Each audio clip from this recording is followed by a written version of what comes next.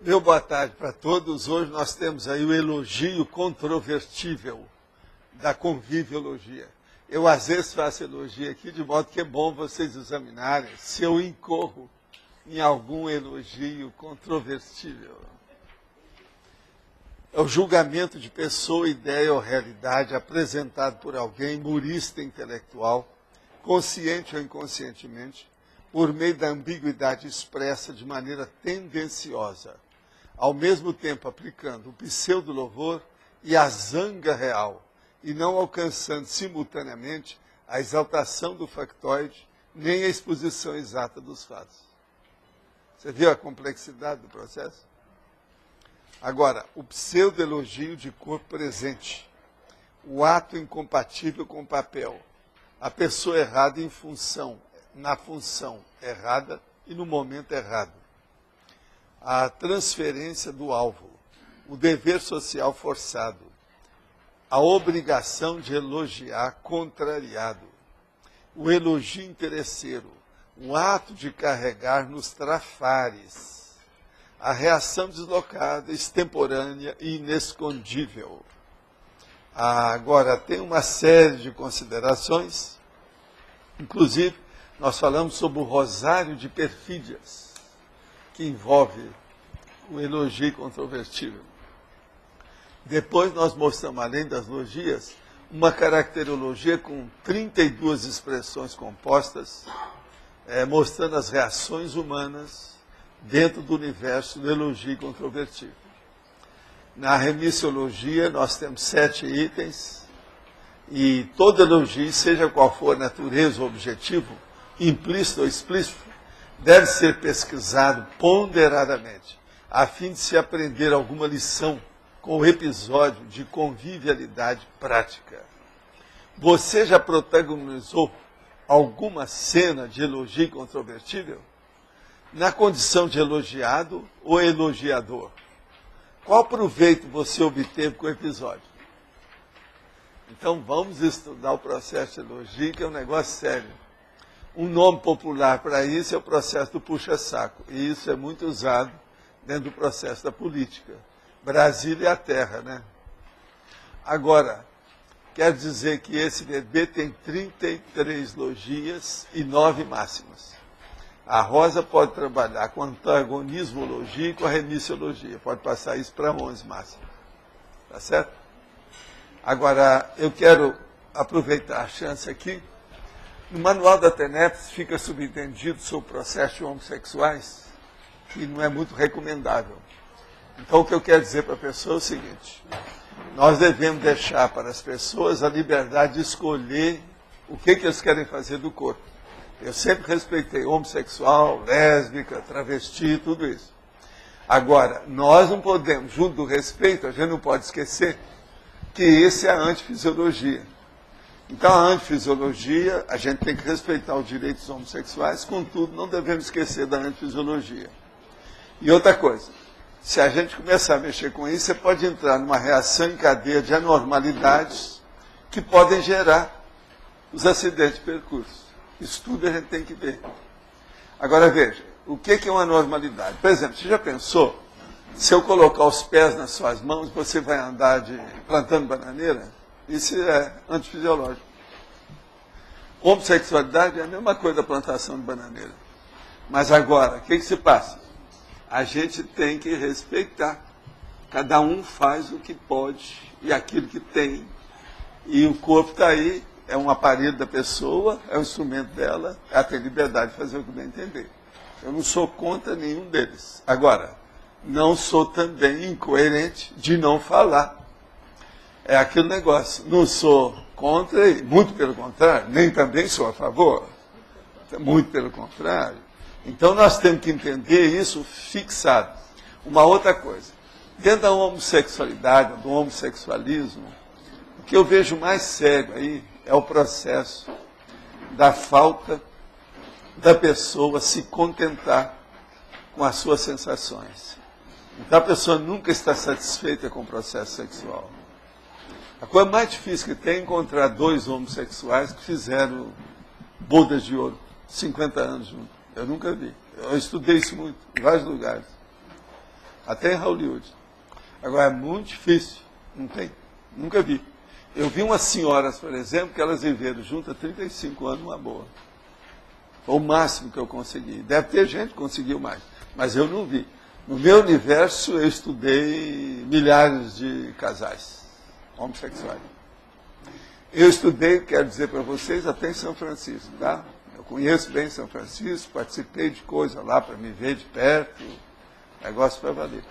Agora, o que eu acho? Tem outras coisas também difíceis. Por exemplo, uma boa parte, eles não se sentem satisfeitos, perdem as estribeiras e às vezes cometem assassinatos. Às vezes é o homossexual com o outro homossexual.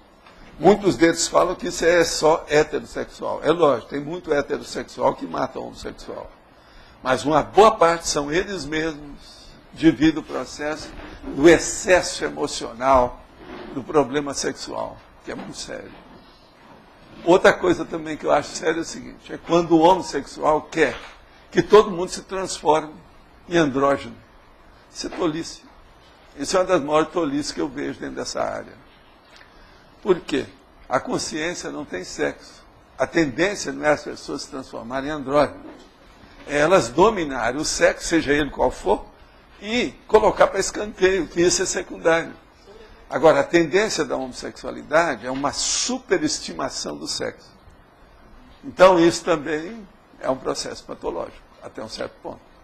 Hoje em dia, a homossexualidade não é considerada patológica. Dentro do processo da liberalidade de costumes e a permissividade social, isso já foi julgado para escanteio. Mas, dentro da nossa racionalidade, ponderação e vontade de acertar, não podemos esquecer. Fisiologia é uma coisa, antifisiologia é outra.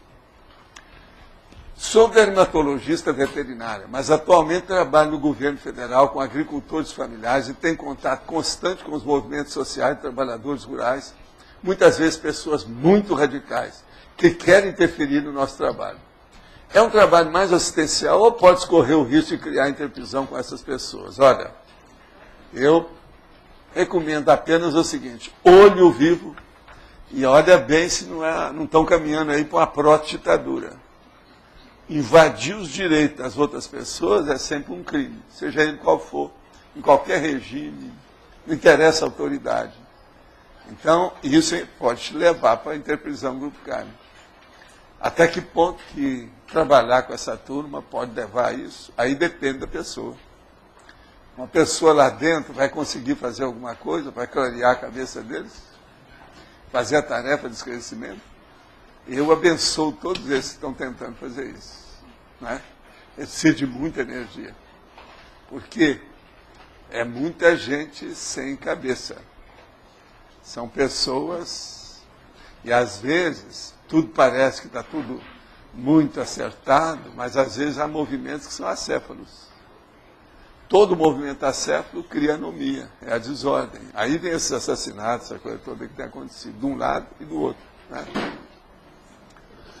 Que tipo de manipulação eu posso sofrer ou passar inconscientemente inserido na formação de letras universitárias com pouca conotação literária e mais linguística, ou seja, investimento no poliglotismo? Olha, eu, na minha condição aqui de avô, posso dizer o seguinte, o melhor é o poliglotismo, que é a abertura para o universalismo e a mega fraternidade. Não fique preso ao processo de extrema literatice em tudo que você vai fazer, ou se dedicar a um problema desse. Nós todos já dedicamos a isso, já perdemos tempo em vidas anteriores. Uma mensagem melhor é aquela que a gente esclarece e põe os pingos nos is. A literatura é sempre muita imaginação e muita fantasia. Por que a gente precisa fazer uma coisa em linhas travessas, literárias, ou românticas, ou afetivas, ou líricas apenas, igual criança, infantil, pré-maternal, se a gente pode falar direto e explicitar as coisas do jeito que eu estou falando aqui assim, ó. Pelo menos eu estou tentando fazer. Não há literatura nisso. Há impacto-terapia sobre a verdade relativa de ponta. Isso é que é a coisa mais séria. Então, se uma pessoa dessa puder superar o problema da literatice, por exemplo, um romance. Eu mesmo recebi romance psicografado, recebi contos, uma opção de coisa, noveletas, etc. Tal. Mas veja, estudo é secundário.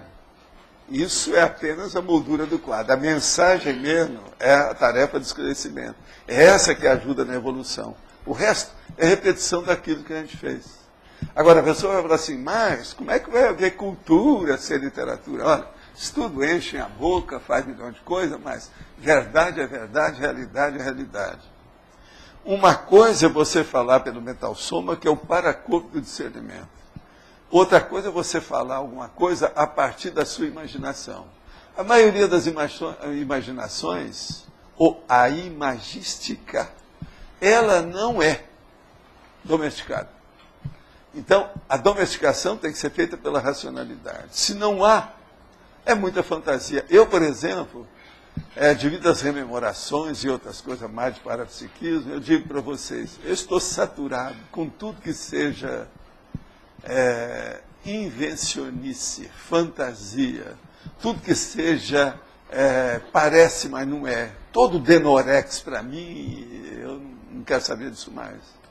Então, por exemplo, a paródia, a imitação, o arremedo, o disfarce, nós temos que viver como consciência, embora sendo consciente. Se a gente tiver lucidez sobre isso, vamos trazer essas comunex avançadas para essa nossa comunidade humana. Isso é que é ideal para nós. Agora, nesse ponto, as fantasias todas bobas, infantis, elas têm que desaparecer. Você pode criar suas fantasias, até suas fantasias sexuais. É um problema que isso aí às vezes ajuda. A pessoa se distrai, faz um devaneio, escapa de alguma pressão da própria vida, de alguma pressão. Mas veja, você vai viver em função disso? Por que é que a gente não pode falar direto? Agora veja, eu pergunto para vocês. É possível, através da literatura, você ter retilinearidade pensênica? Alguém quer defender essa tese? Ninguém vai defender isso, não fica. Então, veja, quando é que esse povo vai ter, essa turma que é apaixonada por literatura, quando é que eles vão ter retilinearidade de pensamento? Agora, vocês já pensaram quantos milênios de automimese que estão nisso? A pessoa repetindo as mesmas coisas, fazendo a mesma coisa? Todo mundo aqui já mexeu com isso. Agora, por que que a literatura é assim? Porque a arte, ela exige menos do que a racionalidade. Qualquer arte é igual ao artesanato, ele exige menos do que uma racionalidade, ponderar tudo, uma descoberta, uma pesquisa mais profunda, ela exige muito mais. Então, veja, vocês aí que são apaixonados por literatura, eu pergunto, até que ponto que isso não é uma preguicite? Quem sabe que você não está com preguiça mental de analisar a realidade? Que tal partir para outra? Deixa essa Tacon e entra na Tales. Vamos pensar na tarefa de esclarecimento. Agora, eu mesmo cito nos meus livros, cito na enciclopédia, certos romances, certas coisas, quando tem uma mensagem lá dentro que vale a pena. Mas é assim, você lê 500 páginas para ter 2 que têm mensagem. É uma perda de tempo, um floreio terrível, e o processo todo de forma. Agora, eu quero lembrar também para as pessoas de literatura, conformática para nós, dentro da conscienciologia, é o seguinte, 1% de forma, 99% de vivência. A literatura é o contrário, 99% de forma e 1% de vivência. Isso é para mostrar a síntese do que a gente acha. Já viu alguém com sim pré-serenona que praticasse o estado vibracional sem que você tivesse ensinado? Olha, que bobagem enorme essa pergunta. Eu aprendi com outras consciências há muito tempo nas minhas intermissões, já usei isso em vidas anteriores. E outra coisa, serenões, evoluciólogos já usam isso há muito tempo. Cada um faz o que pode, você arranja as companhias que você queira. Eu só peço a você, arrume as companhias melhores. Chega-te aos bons que você vai ver se você é bom ou se você é mais ou menos, se você é ruim. Né? O processo todo é esse. Agora, vamos pesquisar. Outra coisa, não interessa a origem, nem se eu faço ou se outros fazem. Veja se o estado vibracional serve. Se não serve, vem falar comigo. Vamos debater o processo. Acabou. Vamos liquidar o assunto com um soco na cara e fratura exposta, que é o processo da impacto-terapia. Aqui ó, tem um nosso amigo que está falando sobre o processo de que não pode colocar dinheiro fora do país. Como é que vai ser se houver uma implantação da ditadura no Brasil? Olha, se você não puder ajudar a ditadura aqui, caia fora. Mesmo na época da Revolução havia uma conversa. Ame-o ou deixe-o. Essa que é a saída. Não tem outro jeito. Agora, a hora que você coloca dinheiro fora do Brasil, onde é que fica a sua consciência? Tem tanta gente aqui que ainda precisa de assistência. Por exemplo, a educação. Precisa de tanta coisa. Por que não põe o dinheiro aqui para ajudar isso aí de algum modo? Vamos pensar nisso. Agora, outra coisa. Aqui está perguntando sobre o processo de lugar. Por exemplo, eu estive falando aqui sobre a anti-estigmatização. Às vezes não vale a pena, igual aquele apartamento lá de Copacabana. Às vezes não vale a pena, é economia de males. Você vai passar, por exemplo, aí 5 anos mexendo com energia sem parar todo dia para melhorar um lugar? Que os caras sugeram? Isso vale a pena? Perante todo o trabalho de assistência que a gente tem, aquilo é pequeno, não vale a pena. Então o negócio é passar a vida fazendo uma coisa que vai atingir maior número de pessoas, a economia de males, dos males o menor. Não vale a pena. Então a anti-estigmatização tem que ser muito bem estudada. Às vezes não vale a pena, não. Tem objetos, por exemplo, das pessoas que falam assim, olha, melhor, enterra isso. Vai dar muito trabalho para limpar esse negócio. Mas, Valdo, custa $5 mil. Eu falo assim, o que eu tenho que ver com isso? Dinheiro, quando você dessomar, você não vai levar o dinheiro com você. É muito melhor você viver bem agora, senão, como é que fica? E o negócio lá destilando energia negativa, energia gravitante, patológica, como é que fica? Energia antipática. Com o tempo, a capacidade de esterilização sadia, sem eu me machucar, aumenta ou, em geral, soma? O soma tem um limite fixo. Olha, a esterilização de energias não dá ressaca energética. Se você está tendo qualquer coisa, se deve a uma de duas coisas. Autoassédio ou heteroassédio. O processo é seu. Tem que examinar isso. Energia que a gente transfere para os outros, que exterioriza, que você faz assistência pelo estado vibracional, não pode dar ressaca energética. Você não precisa estar tomando um engove contra a energia antipática. Não existe isso.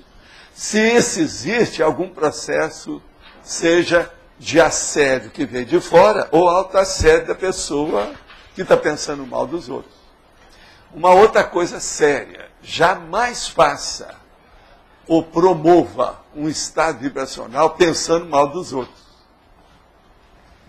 E isso dá um revertério e um retorno violento, negativo, porque você está diretamente com as energias e está sabendo mexer com a coisa. Cuidado com isso. Todas as pessoas que eu vi que trabalharam com as energias de modo negativo, principalmente querendo dominar as outras através do domínio da Kundalini, todas elas terminaram funestamente. Tem até o Rasputin na história, é um bom exemplo dessa situação. Não se pode colocar energia nos objetivos errados. Muito cuidado com isso. Então, o estado vibracional tem que ter muito equilíbrio. Olha, eu respondi todas as perguntas que estavam aqui, de ontem e de hoje, que estavam paradas, tá certo? Pode falar.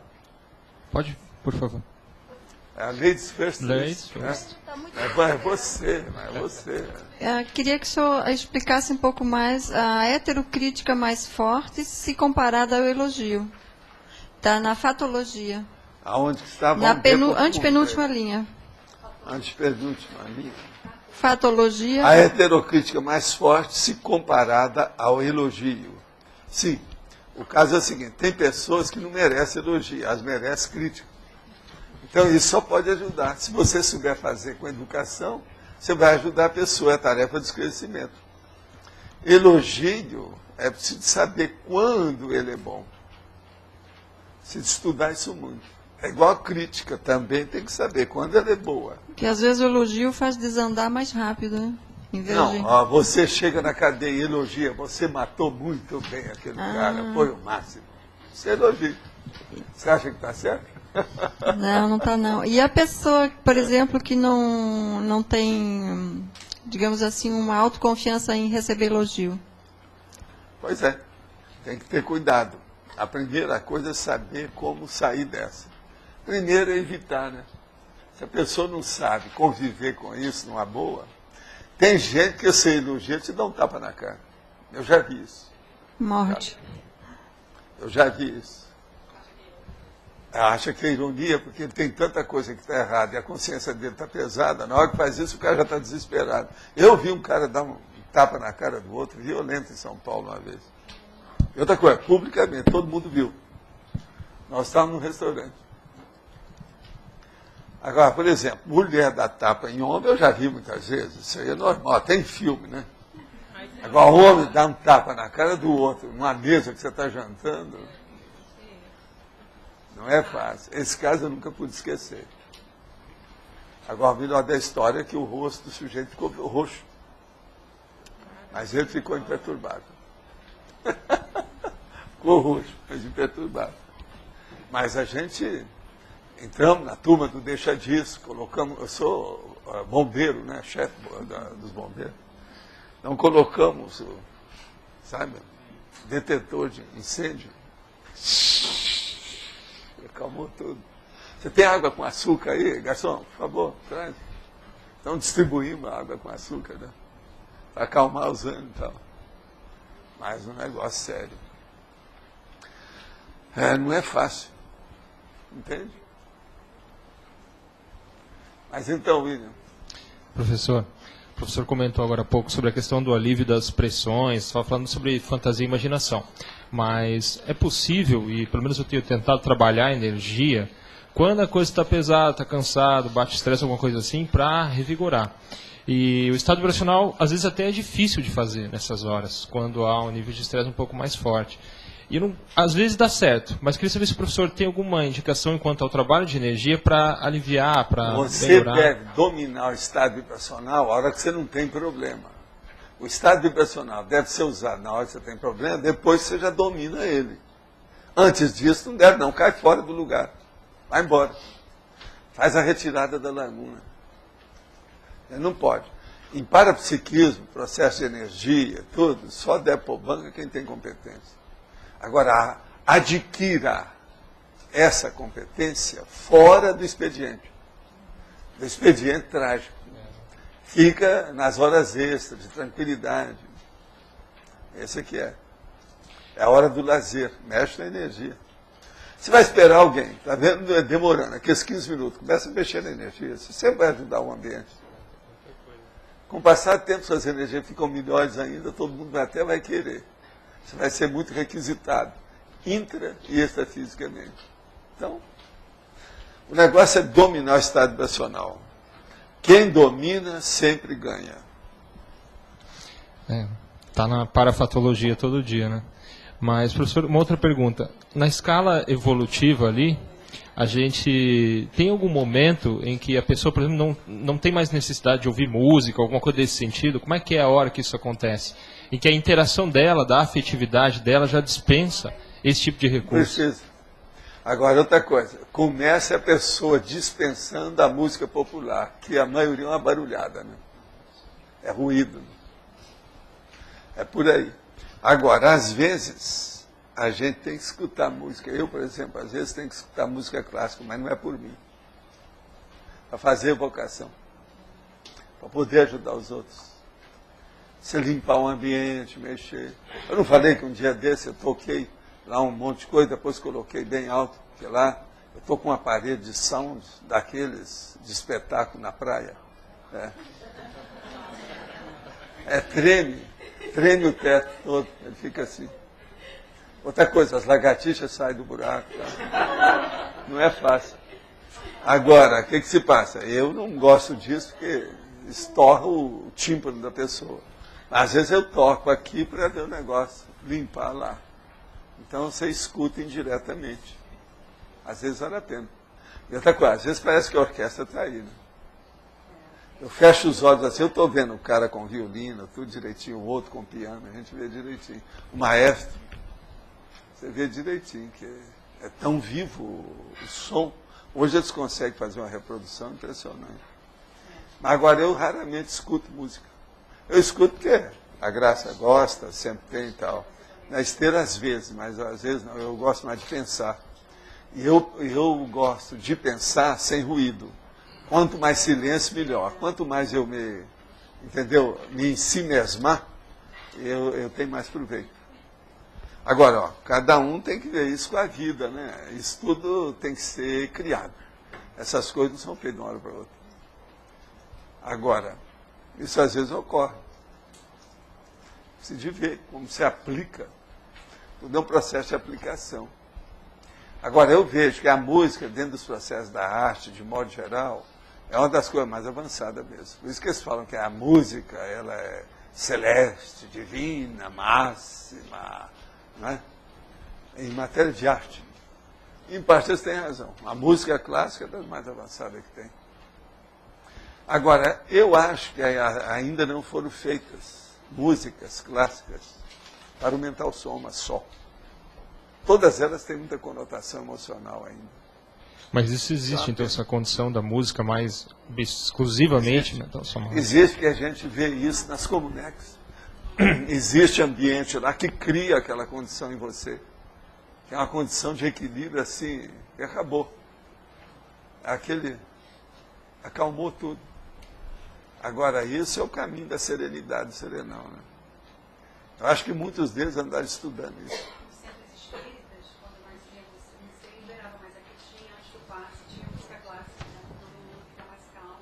Não, mas muito lugar que tem música clássica, inclusive até em instituições mesmo de ensino. Eu já usei isso demais, eu já usei muito. Agora, outra coisa, nas sessões, por exemplo, de efeito fiz, tudo era música clássica. Só aproveitando o embalo da clássica, o trompete, por exemplo, ele tem alguma característica específica, extrafisicamente, os trompetes, aqueles na clássica, não? Não, esse instrumento todos, tem muita coisa, mas não é bem assim. Agora, os instrumentos todos que mexem mais com a emoção é violino, né? Violino é terrível. Ele é uma espada no coração do cara. Mas violino, aquilo é uma espada assim em cima do ouvinte. É um negócio terrível. Não é fácil. Então, eu estou invadindo a sua área hoje, né, Ivanilda? Mas você tem direito. Eu gostaria de saber qual música, quais composições você usa para assistência. Não, eu gosto de Beethoven. Entende? Tem uma opção dele que eu gosto. Mas qualquer sinfonia? Hein? Quais sinfonias? Agora, às vezes eu pego também certas melodias, uma coisa ou outra. Igual, por exemplo, a Chanson de Matan, que é negócio do Elgar, esse negócio. Tem muitas, né? Eu, na minha adolescência, como médium, eu me acostumei com essas músicas, porque se tocava isso para fazer o fundo musical da Casa do Cinza, tudo. Durante alguns anos eu trabalhei lá. Agora, tem música até semi-clássica, que às vezes eu acho importante. Existem umas, por exemplo, que ajudam você a fazer ginástica. Não são essas tão barulhentas do jeito que eles usam hoje na fitness, esse negócio todo aí, nesse lugar de musculação, não. Tem umas que são melhores. Entende? Às vezes, isso vale a pena. Na década de 70, eu estudei muito o processo de música com as batidas, para ver o que ajudava a fazer exercício. Devido aos meus exercícios. Entende? Mas eu não, para mim hoje, por exemplo, devido ao processo também de muito trabalho mental somático, não estou viajando mais, é tudo concentrado, tudo isso ficou secundário, não tem mais valor para mim. E essas das comunex? Intimamente, entende? Essas das comunex que fazem essa acalmia, quais melodias são? Não, é tipo, não é acalmia, faz você pelo menos se entrosar. São, por exemplo, trechos de certas áreas de óperas, às vezes tem, de processo de sinfonias, muito sério. Depende. Outra coisa, música, você sabe muito bem, tem dois aspectos nela. A música clássica ninguém dança, não é para mexer na psicomotricidade, é para a pessoa se interiorizar. E segundo, existem músicas, mesmo clássica, que ela pode mexer na sua psicomotricidade, marchas, aquele negócio todo. E tem outras que elevam a sua emoção, seu sentimento, seu pensamento. São essas que elevam que vale a pena. Essa que a gente tem que pensar. Agora, tem uma série delas. Eu, por exemplo, o bar, tem coisas às vezes bonitinhas. Eu mesmo usava isso como fundo musical nos programas de rádio que eu fiz, entende? A área na corda sol, por exemplo, de bar, entende? São coisas assim. Mas o bar, eu não acho ele muito bom, porque eu acho ele muito técnico, é sempre a mesma coisa, é uma matemática de sons, etc. Tal. É como se eu estivesse dando aula sobre música, mas ele não está. Eu não acho grande. Não. O senhor chegou a estudar alguma coisa sobre Vivaldi em si? A Vivaldi eu acho muito assim, primitivo. Ele é muito antigão, é meninão. Tem coisa melhor, né? O Brahms, por exemplo, é superior a ele. O próprio Mozart tem coisa interessante. Agora, ó, o Mozart, ele pode mexer na cabeça das pessoas mesmo, o povo tem razão sobre certos processos de música dele. Ele faz a pessoa raciocinar, às vezes, melhor. Então pode melhorar a sua inteligência, se ela é ainda muito pouquinha, né? Eu não sabe. O senhor comentou muitas vezes, se você tem uma música na cabeça, assim, pode ser um assédio, alguma coisa assim. Pode né? ser. A clássica também entra nessa história? Não, qualquer tipo de música. Música é música, né? Aí no caso, não interessa. Agora, se o ambiente... Você veja, a que eu vi e que era um processo de assédio, era clássica. É. E se o ambiente tem tudo para ser positivo, o processo todo ali, você mais ou menos percebe e vem aquela música também constante, né, para você Olha, isso aí varia muito, tá? Vamos devagar com o Andor. O Bolero de Ravel, Maurice Ravel, tem lá, Bolero. Ele é um processo sexual. A repetição, você está entendendo? Do ato sexual o tempo todo. Não. Vai e volta, vai e volta, vai e volta. É o processo da sexualidade. Então, essas coisas todas a gente tem que ver. Tem uns negócios dificílimos aí. o que o senhor faria para ir atrás das pistas, por exemplo? Se por acaso vem uma música, você... Não, a primeira coisa, você escuta a música. Tem um negócio em música, também não falei, só comecei aí, que é o seguinte. Música é um processo de convívio. Você não pode nunca estar afirmando uma música que eu ouvi a primeira vez. Você tem que ouvir 50, 100 vezes, aí você vai falar o que ela é. Eu não admito que uma pessoa, mesmo que conheça bastante música, só por algumas coisinhas ela vai tirar a explicação disso. Não dá. Tentar pegar o Eu histórico. não admito isso. Minha experiência. Se você consegue localizar a música, né? E tentar pegar o histórico da música em si para analisar a época. Isso aí ajuda, mas olha, é sugestão, né? O processo é você com a música. Eu pego uma música e não falo nada que quer, vamos tocar. E aí depois você fala, o que é isso? O que é que ela faz? O que é que ela inspira você? Mas é você diretamente com o que você vem... com o som. Independente do Tirar histórico. o som. Interpretar o som. Hermenêutica melódica. Eu chamo isso de hermenêutica melódica. Que é a interpretação da melodia. Valdo, você está sempre falando que você escuta bastante Beethoven. Não escuto. Mas eu tenho Beethoven na frente, uma opção de coisa. Já escutei, hoje não. Tá, vamos deixar isso para lá. É o seguinte, eu queria que você falasse um pouco da personalidade dele, se ele já foi tratado, porque ele era uma personalidade já teve vida muito... depois disso, mas eu não já? sei. Era uma curiosidade minha. Esse cara todo já ressomaram. Uhum. A maioria dele. Esse povo todo. É tudo aí. Já momento voltaram, já tiveram outras coisas. A meu ver, as coisas que eu tive pesquisando, alguns que eu captei, todos estão.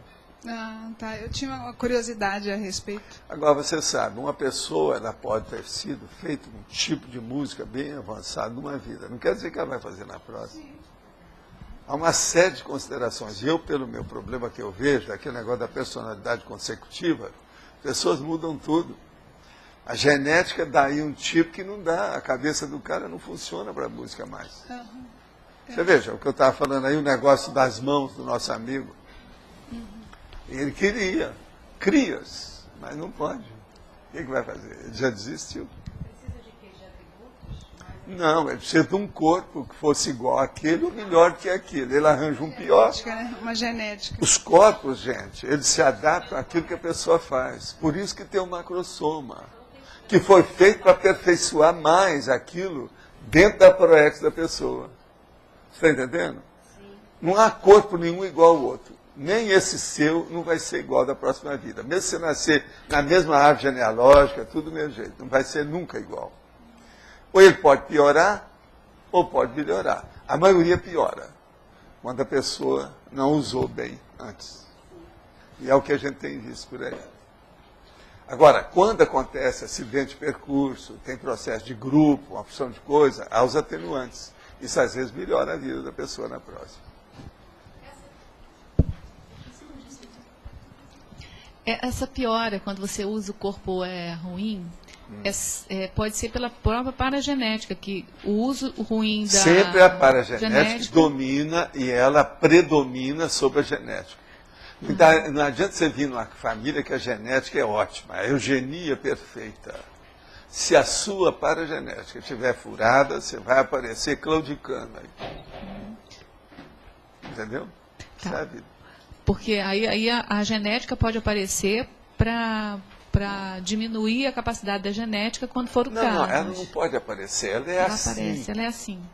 Ela funciona daquele jeito. Entendi. Você entendeu? Não tem jeito. Por isso que o macrosoma, ele vem para dar umas tinturas, que é atenuantes. Vem para acertar, para ajudar a pessoa. É um complemento, um suplemento. É assim, Algo mais. Uma tertúlia bem passada, o senhor colocou que a genética, a pessoa que não tem predominância da genética fica a reboque das neuróglias do cérebro. E quando é predominância da paragenética, tem a tendência a refletir, a ter mais reflexão e tal. Lógico. Aí a minha pergunta em cima disso é assim, você está numa evolução, né? Se a pessoa tem uma paragenética muito ruim, essa preponderância da paragenética não vai fazer ela refletir, vai? Não, ao contrário. Eu estou falando quanto tempo vai fazer. Quando ela está na paragenética rígida, sadia. Só que é isso? Então tá. Se tem uma paragenética ruim, aí piora tudo. Está tudo ruim. A genética não precisa. O que eu estou falando? Pode vir numa família que a eugenia é perfeita. E o cara vai nascer estropiado. Tá, entendi. Tem jeito. Eu queria ir lá na frase enfática e entender melhor como seria essa pesquisa ponderada dos elogios. Como é que a gente pode fazer isso? Você vê o elogio que foi feito e qual a reação que aconteceu. Quase sempre. Precisa de ver quantas testemunhas haviam junto com os dois atores. O elogiador e o elogiado. E você tirar partido disso para ver se você aprendeu alguma coisa, se valeu a pena. Você vai ver que elogio é preciso de muita técnica para se fazer bem. O mais é brincadeira. Brincadeira é uma coisa. Estou falando um elogio sério, por exemplo. É difícil. Agora, por exemplo, um elogio escrito é mais difícil ainda.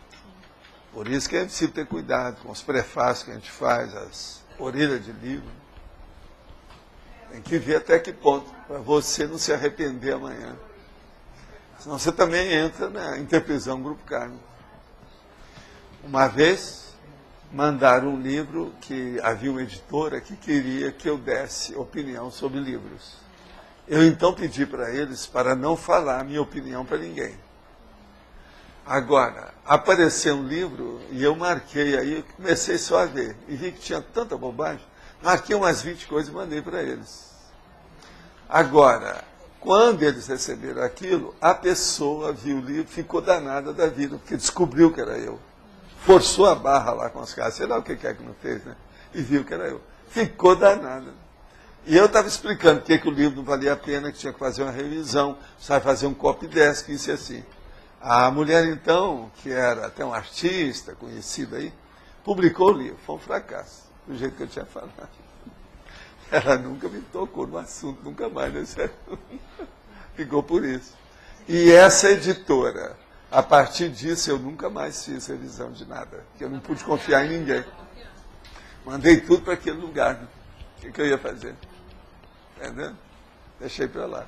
Agora, o livro é uma terrível.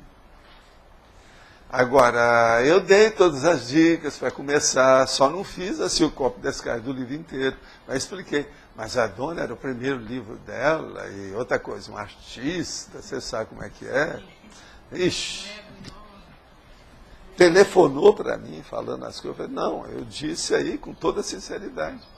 E outra coisa, ainda posso te ajudar. Reescreva tudo do jeito que é que eu estava falando, traz aqui que eu te ajudo depois. Não, eu vou publicar, já tem uma editora que já quer, que não sei o quê. Publicou, ó, vai ser um fracasso, isso aí não vai elevar seu nome. E realmente não elevou. Ela é uma atriz, artista, mexe umas coisas aí, secundária. Hoje até nem a gente escuta falar dela, não sei o que aconteceu, porque já faz alguns anos, não sei, faz algumas décadas. Agora, nessa questão da imprensa, da mídia, é difícil você agir corretamente o tempo todo e ser entendido. Quase sempre tem problema. Minha experiência com periódico sempre foi assim, problemático. E com editora também.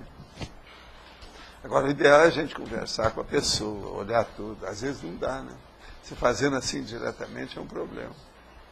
Agora, o melhor da história. A minha revisão do livro foi acatada totalmente pelo povo todo da editora. Eles falaram que eu tinha razão em tudo. Eu vi coisa que eles nem tinham visto.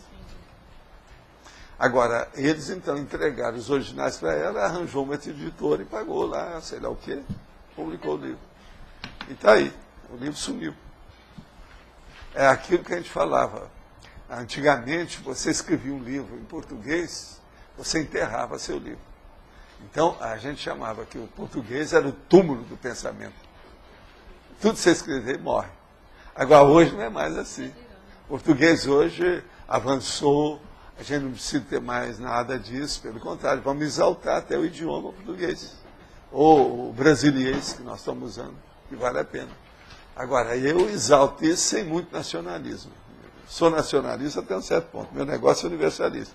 Esse é o motivo que a gente tem os estrangeirismos, as coisas, ó, esse estrangeirismo aqui, ó, tem 8 estrangeirismos nesse processo.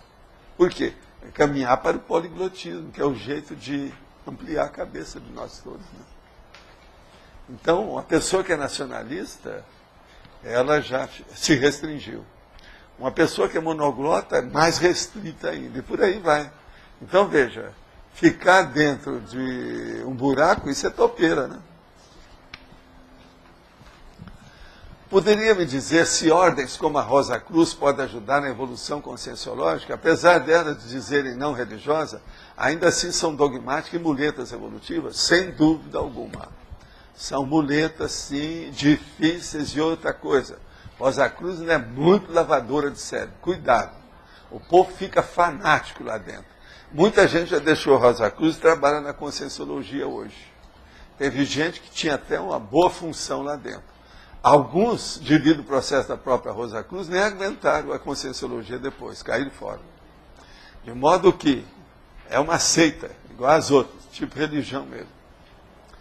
Pode-se dizer que o livro Evolução em Dois Mundos, psicografado, é o livro mais técnico dos livros espíritas. Lembro que Chico Xavier psicografou mensagem tratando do psicossoma, centros vitais, corpo mental. Qual o livro psicografado que o senhor considera mais, no caso? Olha, seria bom ver todos os livros que falam de biovórtices, centros de força, que geralmente o processo de chakra é chamado de centro de força. Existem centros vitais.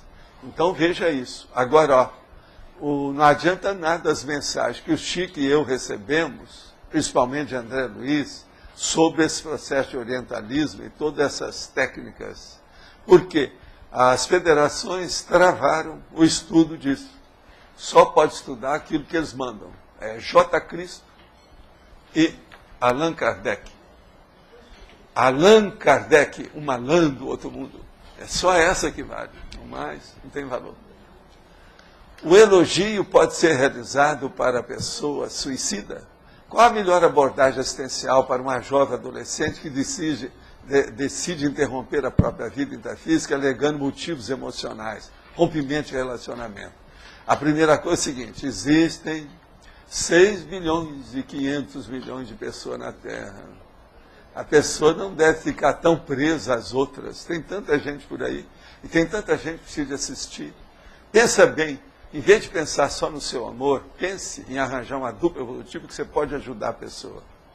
Isso é o máximo em matéria de assistência. Ó. Pensa bem, uma boa parte das duplas evolutivas, muito conscientes, elas são feitas por parte da pessoa lúcida para fazer assistência. Pense nisso. Agora, por exemplo, um elogio de uma pessoa suicida. Está difícil de fazer, mas, por exemplo, a pessoa está com um revólver na mão, está para matar a outra. Não, eu te mato agora. Em vez de matar, ela dá um tiro na cabeça.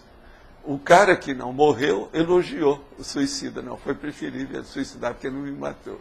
Quer dizer, essas tragédias existem. Eu já vi isso tudo de pessoas falar isso.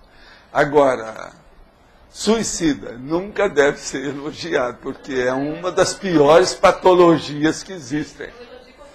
Controvertido esse, por isso que eu estou falando.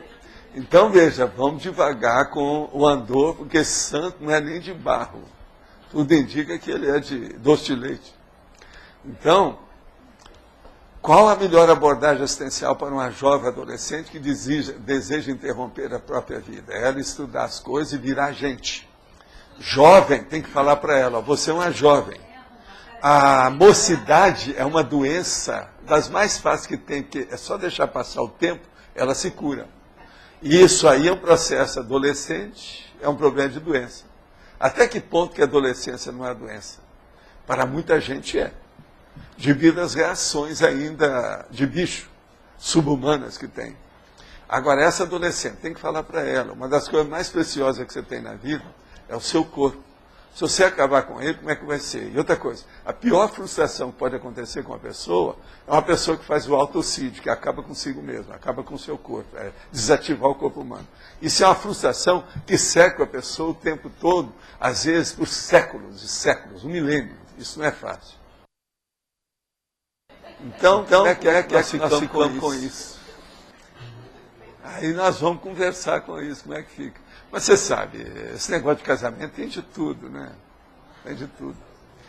Quantas noivas também que deixaram o cara sem casar com ele? Na última hora resolveu. E quanto cara também não apareceu na igreja? Eu já vi isso tudo. E quanta mulher também que nos suicidou, tomando até soda, como eu vi. No dia do casamento. Ele estava casando porque a família estava impondo o casamento. A moça bonita. 20 e poucos anos. Lá se foi. Outra coisa, eu, quando entrei na faculdade de medicina, a primeira pessoa que eu tive que, o cadáver que eu tive que, era também uma jovem, de 18 anos. Mas é, terrível, bonita. Você cortava nela assim, aparecia todas as grânulos de gordura, tudo quanto é lado no corpo dela. Loura, lindérrima. Tudo foi embora. Agora, essa eu procurei ajudar fora do corpo, dando bastante energia, porque a gente mexeu diretamente com o corpo dela. O negócio não era fácil. O corpo ainda não tinha nem cheiro quando a gente foi fazer a autópsia. Não tinha nada. Não é fácil. E você sabe, esse negócio de autópsia às vezes é duro. Tem suicida desse que às vezes é perigoso, porque ele tomou um veneno, se você for mexer aí, você tem um cuidado danado com aquilo. Não é fácil. Por exemplo, a formicida tatu, que uma pessoa toma, aquilo, só o cheiro já faz mal para você. Você sabe que tem gente que morre só de cheirar, né? Agora não é fácil. Agora, então, nós estamos vendo que a pessoa toma, aquilo, só o cheiro já faz mal para você. Você sabe que tem gente que morre só de cheirar, né? Agora não é fácil. Agora, então, nós estamos vendo que elogio também é uma coisa controvertível. Tem sua razão de ser. Você está entendendo? A gente tem que estudar. Não é isso? Agora, é um assunto que a gente tem que tratar aqui, tá certo?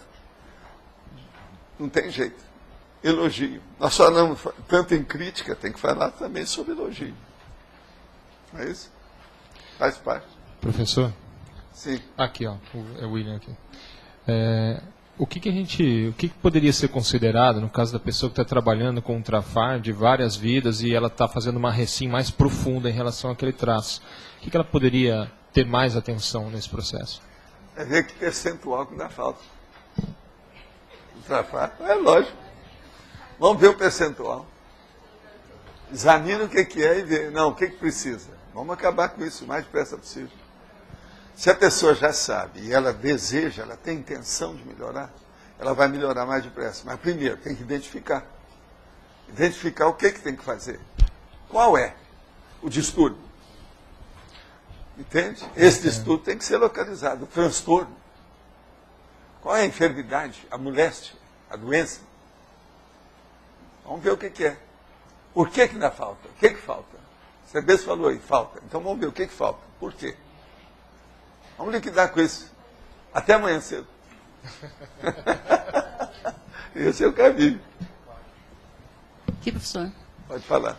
Voltando à música ainda, se a pessoa ela tem uma afinidade mais com a música, tipo os artistas aqui, e tem dificuldade em escrita, ela pode usar alguma música que ela tenha, assim, para poder estar começando a escrever alguma coisa? Não, a primeira coisa que eu acho que ela tem que esquecer a música e pensar só na escrita. Vai ter uma aula, como é que é isso? Aula de redação, como é que é isso? Ler bastante, anotar bastante, mas nada de desviar a atenção, porque se a pessoa tem dificuldade, ela é ruim de atenção dividida. Então não deve estar escutando nada, não deve ter barulho, não deve ter nada. Deve se enfurnar no lugar, ficar em silêncio e dedicar o mental soma naquilo. Mas nem como muleta inicial? Atenção dividida. Então não deve estar escutando nada, não deve ter barulho, não deve ter nada. Deve se enfurnar no lugar, ficar em silêncio e dedicar o mental soma naquilo. Mas nem como muleta inicial? Alguma coisa não, muleta é muleta. Ela não é... Muleta, nós devemos acabar com a muletaria. Eu falo que é um arsenal de muletas. Nós temos que acabar com isso. É muita bobagem que tem. O que eu estava falando, por exemplo, literatura, a maioria é muleta. Religião, a maioria é muleta. Nós temos que acabar com isso. Vamos pensar na evolução. Agora, tem aquela pessoa que você fala em evolução, fala assim, não, mas eu quero evoluir, mas não tanto. Então essa, deve a gente falar, tchau para você, estou noutra. Você segue seu caminho que eu estou na minha. Tá, uma outra pergunta. O que seria uma música, o senhor já deu vários exemplos aí, mental somática, mas tipo assim, quando às vezes se acessa alguma música, algum lugar ela foi criada, ela existe em algum espaço. A pessoa que, vamos dizer assim, ela acessa alguma coisa assim, vale a pena. O mal também foi criado na baratosfera. Não quer dizer nada. Não estou dizendo a relação da música. Se a pessoa tortura, foi criada na baratosfera. Da música mental somática está ajudando algum processo. Pois é, às vezes ajuda, mas agora veja, não coloque todas as suas fichas em música. Isso ainda é arte. Coloque na racionalidade, na lógica, na ponderação, no solilóquio, no recolhimento íntimo, na reflexão maior, você vai ganhar muito mais. O que a maioria das pessoas precisa é de uma reflexão profunda para ter uma cosvisão das coisas. Com isso ela vai ter mais prioridade, ela vai acertar mais e errar menos. Eu não vejo outra fórmula, até o momento, para dar para ninguém. É o que eu procuro fazer. Fique com a coisa melhor. Uma outra coisa, se você tem aí R$1.000, você pode, com esses R$1.000, se você estudar, produzir muito, ou pode jogar fora, desperdiçar tudo, se você não estudar. Então, por exemplo, não adianta a pessoa ter dinheiro. Ela precisa saber o que ela vai fazer com o dinheiro. Assim são os atributos da pessoa, são os conhecimentos que ela tem, as oportunidades, os potenciais, os bens de que ela é proprietária. Ela tem que saber o que vai fazer com isso. Então, o processo de discernimento, a gente saber o que é o prioritário, o melhor, é mais importante do que essas parafernálias, vamos dizer, de periferias e molduras excrescentes. A vida está cheia disso. É aquilo que eu falo. Se você não cuidar, não tiver auto-organização, você quer fazer uma coisa num dia, você sai para a rua, tem 1001 requisições em torno de você, que é aquilo que eu chamo que é um moto contínuo, que é o rolo compressor das inutilidades que estão por toda parte. Se deixar, ela te envolve. Ainda mais agora que nós estamos vivendo nesse século, que é o século da comunicação, é o século do consumismo, é o século da fartura. Tudo tem atrativo, tudo é atraente, tudo é envolvente. Você perde tempo demais com isso. Então o problema é o seguinte, você tem uma coisa para fazer, anota no papel, vou fazer isso, não interessa. E seja javalina, senão você não faz nada. Tá certo? O que tem de julgar conversa fora por aí não está no gibi, não é? Tem demais, né? Muita bobagem, não tem? Agora, você pode ficar com a opção de gente que está julgando conversa fora sem você julgar. Você pode começar a pensar, mexer com as energias, ponderar. Uma boa coisa que eu acho, Carmen, é você arranjar alguns temas que seria bom você pensar mais, que você não está entendendo. Arranja uns temas assim que sejam mais difíceis. Na hora que você ficar sozinha, você olha primeiro o que define aquilo no dicionário, o que o dicionário está falando sobre aquilo. Aí, quando você estiver sozinho, você começa a pensar naquilo. Você vai ver como é que você sabe, você é muito mais inteligente, sabe muito mais das coisas que você pensa. Você está entendendo? Tem gente que não tem autoestima nem autoconfiança. Elas não se superam por causa disso. Agora, ó, todo mundo que fez curso intermissivo é polivalente. Sabe mais do que aquilo que estão aparecendo aqui, ó, que vocês estão mostrando. Eu, lá no Instituto, há muitos anos, já falava, para mim todos vocês são gênios. Agora, eu tenho uma dificuldade danada. Ninguém quer assumir a genialidade. Então, está danado. Você, por exemplo, você é genial dentro do processo artístico, da comunicação gráfica. Você não pode falar nada, que você é a melhor que tem aqui, desse povo todo que mexe. Deve ter gente aí até que pode ser superior a você, mas nunca se manifestou. Entende? Mas então, vamos para a Argentina, Natália. Eu gostaria de entender por que você colocou o tema central neutro. Qual que seria positivo do elogio? Eu falo para você, ó, você é uma moça de muito boa comunicação. Isso seria um elogio até um certo ponto. Mas é controvertível? Então esse é positivo. Mas não é esse não é controvertível. Agora, o controvertível vem aquela pessoa, o seu pai vira para mim e fala assim, eu não acho que ela seja, ela é excessiva. Pronto, já é controvertível. O que tu achas? Não, isso sim entendo, mas o que eu quero entender se o tema central neutro vai com todo ou seja, com todo o verbete. A hora que tem um pedacinho, que não é igual aquilo que a gente está falando, ele é neutro. Entendi. Você erra menos se você deixar tudo na neutralidade. Com uma coisa que você não sabe, você põe neutro. Não sabe, não contesta, né? Professor, aqui. Como é que a gente pode aprender a colocar na medida um elogio que seja motivador, incentivador, que coloque a pessoa para cima? Seja sincero. Agora, essa sinceridade, às vezes, precisa chegar às raias da franqueza. Você pode chegar também às raias da irreverência, mas nunca pode passar disso. Nada de ironia. E isso só? Então, essa sinceridade ajuda tudo. Você já vai acertar muito mais. Porque, assim, por exemplo, no meu meio da educação física, onde a vaidade tem ali um toque. A professora tem elogiando que o egão daquele povo é maior do que a piscina. O cara que nada tem um egão maior do que o ginásio. O outro que faz o kickbox é mais do que o edifício inteiro. Agora tem outra coisa, ele mora no edifício, tem 22 andares. O egão dele tem 30 andares. Então, isso faz parte. Se ele é artista, acabou. O artista precisa ter um egão grande, senão ele não funciona. Então, mas assim, a maioria. Assim, nós, docentes, trabalhando com a questão da educação, a hora que você vai incentivar um momento intelectivo, cognitivo da pessoa... A hora que a pessoa obter, de fato, algum avanço, ela fez o overcome, ela conquistou alguma coisa, você deve colocar. Isso até a mãe deve fazer com o filho, etc. Tudo isso é normal. E assim, para a gente não é elogiar, é mostrar a realidade. Isso é mais que elogio, é muito mais sério. E a repercussão que olha, você conseguiu. Muito bem, você conseguiu. Vamos comemorar isso. Está tudo certo. Isso aí, às vezes, é necessário. Isso é educação. Mas tem que saber fazer, né? Outra coisa, não pode forçar a barra. Senão, a pessoa vai confiar demais naquilo e vai naufragar na próxima tentativa. Puxa o tapete. Aí ela vem em cima de você amanhã. Então, professor, e assim, nessa questão da educação, da TARES, a gente nota que, assim, nos procedimentos do senhor tem uma limitação, porque o senhor conhece bem também o nosso temperamento. Eu tenho limitação para tudo. Assim, eu não faço nada ao léu ou com a liberdade absoluta.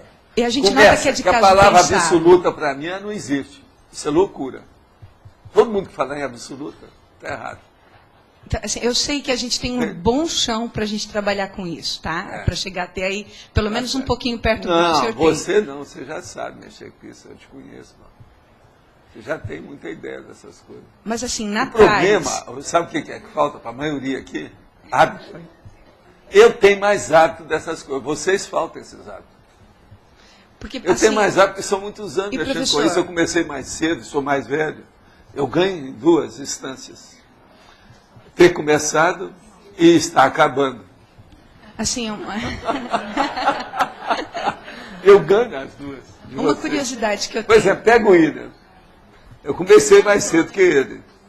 E estou mais experiente com a minha idade. Gente, sabe vocês o que é? Vocês precisam começar a me respeitar. Eu estou começando, já estou achando que eu estou ficando velho. Né? Já estou achando. Estou achando que eu estou ficando velho. Então, assim, para que a gente aprenda realmente a estar na medida no processo, na ponderação, a gente vai fazer uma heterocrítica para alguém, sempre começa pelos trafores, né? Se é pessoa, pelos trafores, e mostra para ela aquilo que ela precisa estar melhorando, ponderando, ajustando. Para ampliar os trafores. Pois é, mas assim, essa técnica que o senhor usa, porque o senhor fala, a gente reflete, a gente entende e a gente consegue ficar bem em alto nível. Só vai entender na outra semana, no outro mês, ou daí um ano. Ou senão é igual aquela moça que chegou aí, ó, faz 23 anos que você me falou isso. Só agora do ano passado para cá é que eu entendi. Então eu vim aqui para a gente atualizar as fofocas. Entende isso? Assim, essa assim, desculpa, perdão da expressão, essa sacada, esse jeito que a gente tem de entender e de, assim, ser como um laser no Mental Soma. Eu vejo que às vezes o senhor coloca algumas coisas que, assim, eu fico digerindo, processando aquilo. Pois é, mas como que o senhor faz isso? Como é que o senhor entende a gente para olha poder a prioridade em função daquela pessoa dentro do contexto geral. Ninguém é sozinho, ninguém perde ninguém. Todo mundo está dentro de uma conjunção grupo kármica. Então, veja, eu vejo aquilo lá dentro. Ela é uma peça dentro de um maxi-mecanismo. Muito embora ela não saiba disso. Ela nem sabe que isso existe. Mas agora, eu vejo assim, porque eu entendo, por causa do meu modo. É o meu modo de ser. Eu tenho a minha filosofia, vamos dizer, etológica, o modo de agir, o modo de me manifestar. Eu criei esse modo. Agora, a primeira coisa, é aquilo que eu falo. Tudo eu quero ponderar. Eu sou calculista. Então, com isso, a minha tendência é de errar menos. Mas ainda erro muito. Com toda a minha experiência, idade. Você já pensou quantas milhares de pessoas eu não estou falando nessas últimas décadas da minha vida? Mas isso tudo começou, eu tinha 14, 15 anos. Eu estava já na frente, a opção de cor de mocidade e tal. Reunião na época do carnaval com 450 jovens, homens e mulheres. União de mocidade, tudo quanto é jeito.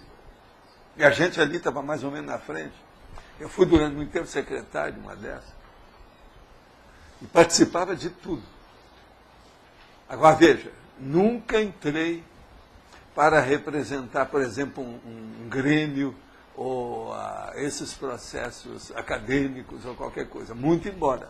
Eu fui à Uni, participei de uma opção de coisa, porque era eu só que ia viajar, então eu levei uma porção de voto de cada faculdade. Não tinha outra pessoa, eu fui lá. Mas eu não era, sabe, do centro acadêmico. Entende? Não era da diretoria. Eu sempre achei que o processo da política aí não era o ideal. Mas eu gostava do processo de você abrir o jogo, assim, ó, tipo tertúlia. Debater os assuntos. Então é por aí. Agora, veja, sinceridade. Vontade de acertar. E outra coisa. Você podia me fazer uma pergunta do jeito que um cara me perguntou recentemente. Falo, de tudo que você registra, o que é que você escreve mais de registro? O que é que você anota mais? Eu falei assim, você é bobo de me fazer uma pergunta dessa na cara, você não vê não? Eu disse, não tenho a mínima ideia. Olha bem, o que é? Não tem jeito. Aí eu deixei uns 15 minutos para ver se ele pensava o que era. O que é que eu anoto mais? Eu agora então te faço a mesma pergunta. Você tem uma ideia? O que é que eu registro mais na minha vida o tempo todo? Além das inspirações, são os momentos. O que aconteceu? Não. De que forma aconteceu? Por que aconteceu? Alguém aí para acertar isso? Não. Meus erros. Então, veja, isso aí eu já vi nessa vida com essa ideia, porque eu sofri muito em outras. Agora, desde pequeno, meu negócio todo era esse. Minha mãe me chamava a atenção de uma coisa, eu ia depressa lá e anotava. Tem coisa que eu nunca mais esqueci. Aquele caso, por exemplo, que eu gosto até de contar para vocês, que eu entrei, o meu sapato estava tudo sujo. Aí o meu pai estava lá, com a perna dele em cima da outra, aquele negócio olhou e falou assim, meu filho, vai limpar esse sapato, estou muito sujo. Onde é que você teve? Estou brincando no barro, dá um jeito. Assim, papai, eu vou sujar, daqui a pouco está tudo, vou limpar, daqui a pouco está tudo sujo. Como é que fica? Você está bem? Então hoje você não vai jantar, porque amanhã você já vai ter fome de novo, vamos parar por aí. Nunca pude esquecer. Eu calei a boca, afinei o negócio, comecei a andar só de sapato limpo. Comecei a ver, tinha uns negócios de graxa. Fui arranjar as graxas com a minha mãe, chamava Nugget no Brasil, umas latinhas desse tamanho, lembra disso? Ainda tem ainda? Agora, nunca mais pude esquecer, nunca mais andei com sapato sujo demais, na frente principalmente do meu pai. Né? Porque não dava. Então, veja, isso tudo eu anotava. Anotava tudo. Está entendendo? Um monte de condições dessas. Agora, veja, eu, com o passar do tempo, eu vi aqui e falei assim, Bolas, eu tenho um dicionário de piadas a respeito dos meus erros.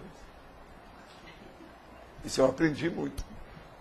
A hora que eu fui fazer o conscienciograma, você já viu, né? Como é que isso me ajudou, né? Uma porção de besteira que está lá, eu sei o que é aquilo, eu vivi aquilo. Se não foi nessa vida, foi noutra. Entendeu? Então, isso aí as pessoas têm dificuldade. Até agora, nunca ninguém acertou a hora que eu pergunto isso. Agora, hoje não adianta, porque agora já foi wireless. Agora acabou. Essa aí acabou. Já entrou no domínio público. Caiu no Oceano Pacífico. Virou gota.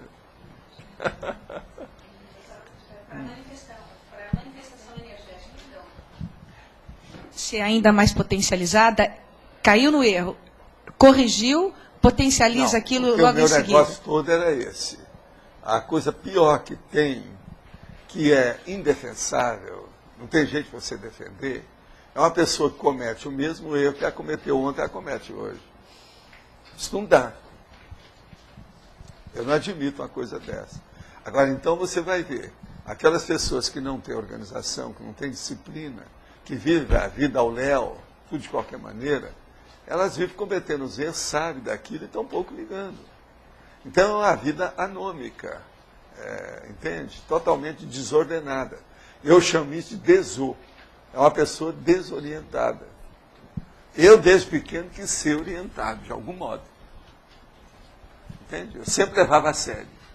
Eu, às vezes, estava brincando. Uma pessoa fazia uma observação, eu parava tudo, a brincadeira, eu ia lá para anotar aquilo que eu não queria esquecer. E você sabe, na fase de adolescência, às vezes você esquece muito das coisas. A minha memória não é do jeito que eu tenho hoje, de modo algum. Memória é uma coisa que você tem que cultivar. Então eu andava com muito caderninho. Os cadernos, sabe, pautado, eram azuis, Avante, que chamava. Vocês já viram o caderno Avante? Tinha um cara com a bandeira assim. Tudo isso é da minha infância. Então a gente pode afirmar. Labs Johann Faber. A gente pode afirmar que esse é um dos princípios da inteligência evolutiva, certamente. Eu acho que é por aí, né? Agora, a inteligência evolutiva, que eu gosto de chamar a atenção, não é isso não. É a pessoa saber a estrutura da evolução. Isso aqui é o modo da pessoa se manifestar, é a conduta dela, é a etologia, é o comportamento pessoal, técnica de viver, a conduta. Agora, o problema é que a inteligência evolutiva não, é você saber de um modo grande o que é que você está fazendo aqui, o que você vai fazer amanhã, o que vai acontecer, que é o processo filosófico básico. Essa inteligência, aí ela é composta, ela é complexa, ela é bem mais séria, sofisticada, e ela exige para você viver na teática, teoria e prática, ela exige várias inteligências simultâneas. O problema nosso, para chegar, por exemplo, na dispersidade e também na serenologia, é usar vários módulos de inteligência ao mesmo tempo. Você que quer falar? É a Cátia. Professor Valdo, o senhor falou que usava música clássica em sessões de efeito físico. Pode explicar por quê? Não, isso aí é porque havia uma orientação que eles tinham, os mais velhos, que eu era rapaz, né, menino lá, não era eu que mandava, eu participava. Eles achavam que devia de colocar a música, porque isso já vinha das iniciações da antiguidade. Então tinha que arranjar. Uma das que eles usavam, justamente essas que eu, com o tempo, me acostumei, né? A área na corda sol, chanson de Matan. Mas não tem nada a ver, né? Não é necessário. Não, no caso lá, para certas pessoas, aquilo funcionava assim. Mas funcionou em quê, assim? Pelo seguinte, elas tão agitadas na vida, e tinha que chegar lá, ficar 2 horas sem agitação, aquela música acalmava a pessoa. Dava um jeito dela, pelo menos, às vezes ficava emocionada, alguma coisa, melhorava. Muita ajuda quem não perturba, né? Que era o caso da, porque esse povo, se deixasse do jeito que eles eram. Tinha uns caras que viviam debatendo as coisas, discutindo com todo mundo. Era um rapaz muito bom. Mas o dia que ele aparecia lá, dava mais trabalho para a gente, na condição de intermediário lá no assunto, era pior com a presença dele. Então, veja, o Olo Pensando piorava tudo com a presença do cara. Você tinha que estar anulando. Agora, nessa ocasião, eu já pensava no processo do encapsulamento, que era o único jeito de a gente viver bem lá. Agora, isso, então, depende do que é que vai fazer e o ambiente. Agora, hoje, por exemplo, nesse nível que nós temos aqui de lucidez, que a gente procura imprimir nas coisas, tarefa de esclarecimento, não precisa de nenhum fundo de nada. O fundo que a gente precisa é de silêncio, né? E ficar acomodado de uma maneira que você não force a barra. Então, aquilo que nós chamamos a relaxação muscular progressiva, bem feita. E o senhor falou que às vezes coloca música clássica para fazer evocação e ajudar os outros. Não, porque às vezes você vê uma pessoa que você sabe o que houve, a época que é. Às vezes tem uma música que pode ajudar. Então, com isso, você, vamos dizer, amolece o bronze. É porque eu já vi o senhor cantando lá no Holociclo também, aí depois Foi. O senhor contou... Mas isso é por causa do cara que estava lá. Então, para fazer rapport com ele, a gente faz, né? Você sabe, criança, por exemplo, você ainda não viu conversar com criança? Ciranda, cirandinha, vamos todos cirandar. Sou doutor no assunto. Aqui na exemplologia, na página 26... Sim. Eu queria entender melhor, assim, a intensidade do mínimo para o médio e para o máximo. Assim, será que... Aí no caso da exemplologia, vamos dizer, elogio controvertido mínimo, a anti-apologia ambígua, duvidosa ou suspeita. Por exemplo, aquele do prefácio que o senhor leu aqui para nós numa tertúlia, aquele é qual desses tipos aqui? Aquele lá, o que você classificou? Vamos ver você. Agora, o falso encômio desconfortável, tendencioso ou contaminado. E o outro, o pseudo-louvor condenatório, corrosivo ou Eu destrutivo. acho que é o último, né? Que Estou ele de pleno falava mal. acordo. É isso mesmo que eu pensei. Outra coisa, ele está aqui, ó. Você viu que está lá na bibliografia, né? Sim. Olha lá, página 5 a 9. Então tá, então um pouco mais suave. É o médio e um pouco mais ralo. Agora, veja, se você examinar aquele, ele é terrível porque Não tem muita palavra negativa em nada, não há nada pejorativo, mas é só pejorativo. Eu lembro. O cara volta, você já sabe que a reação dele vai ser aquela. Agora, isso eu acho uma das coisas mais espúrias da natureza humana.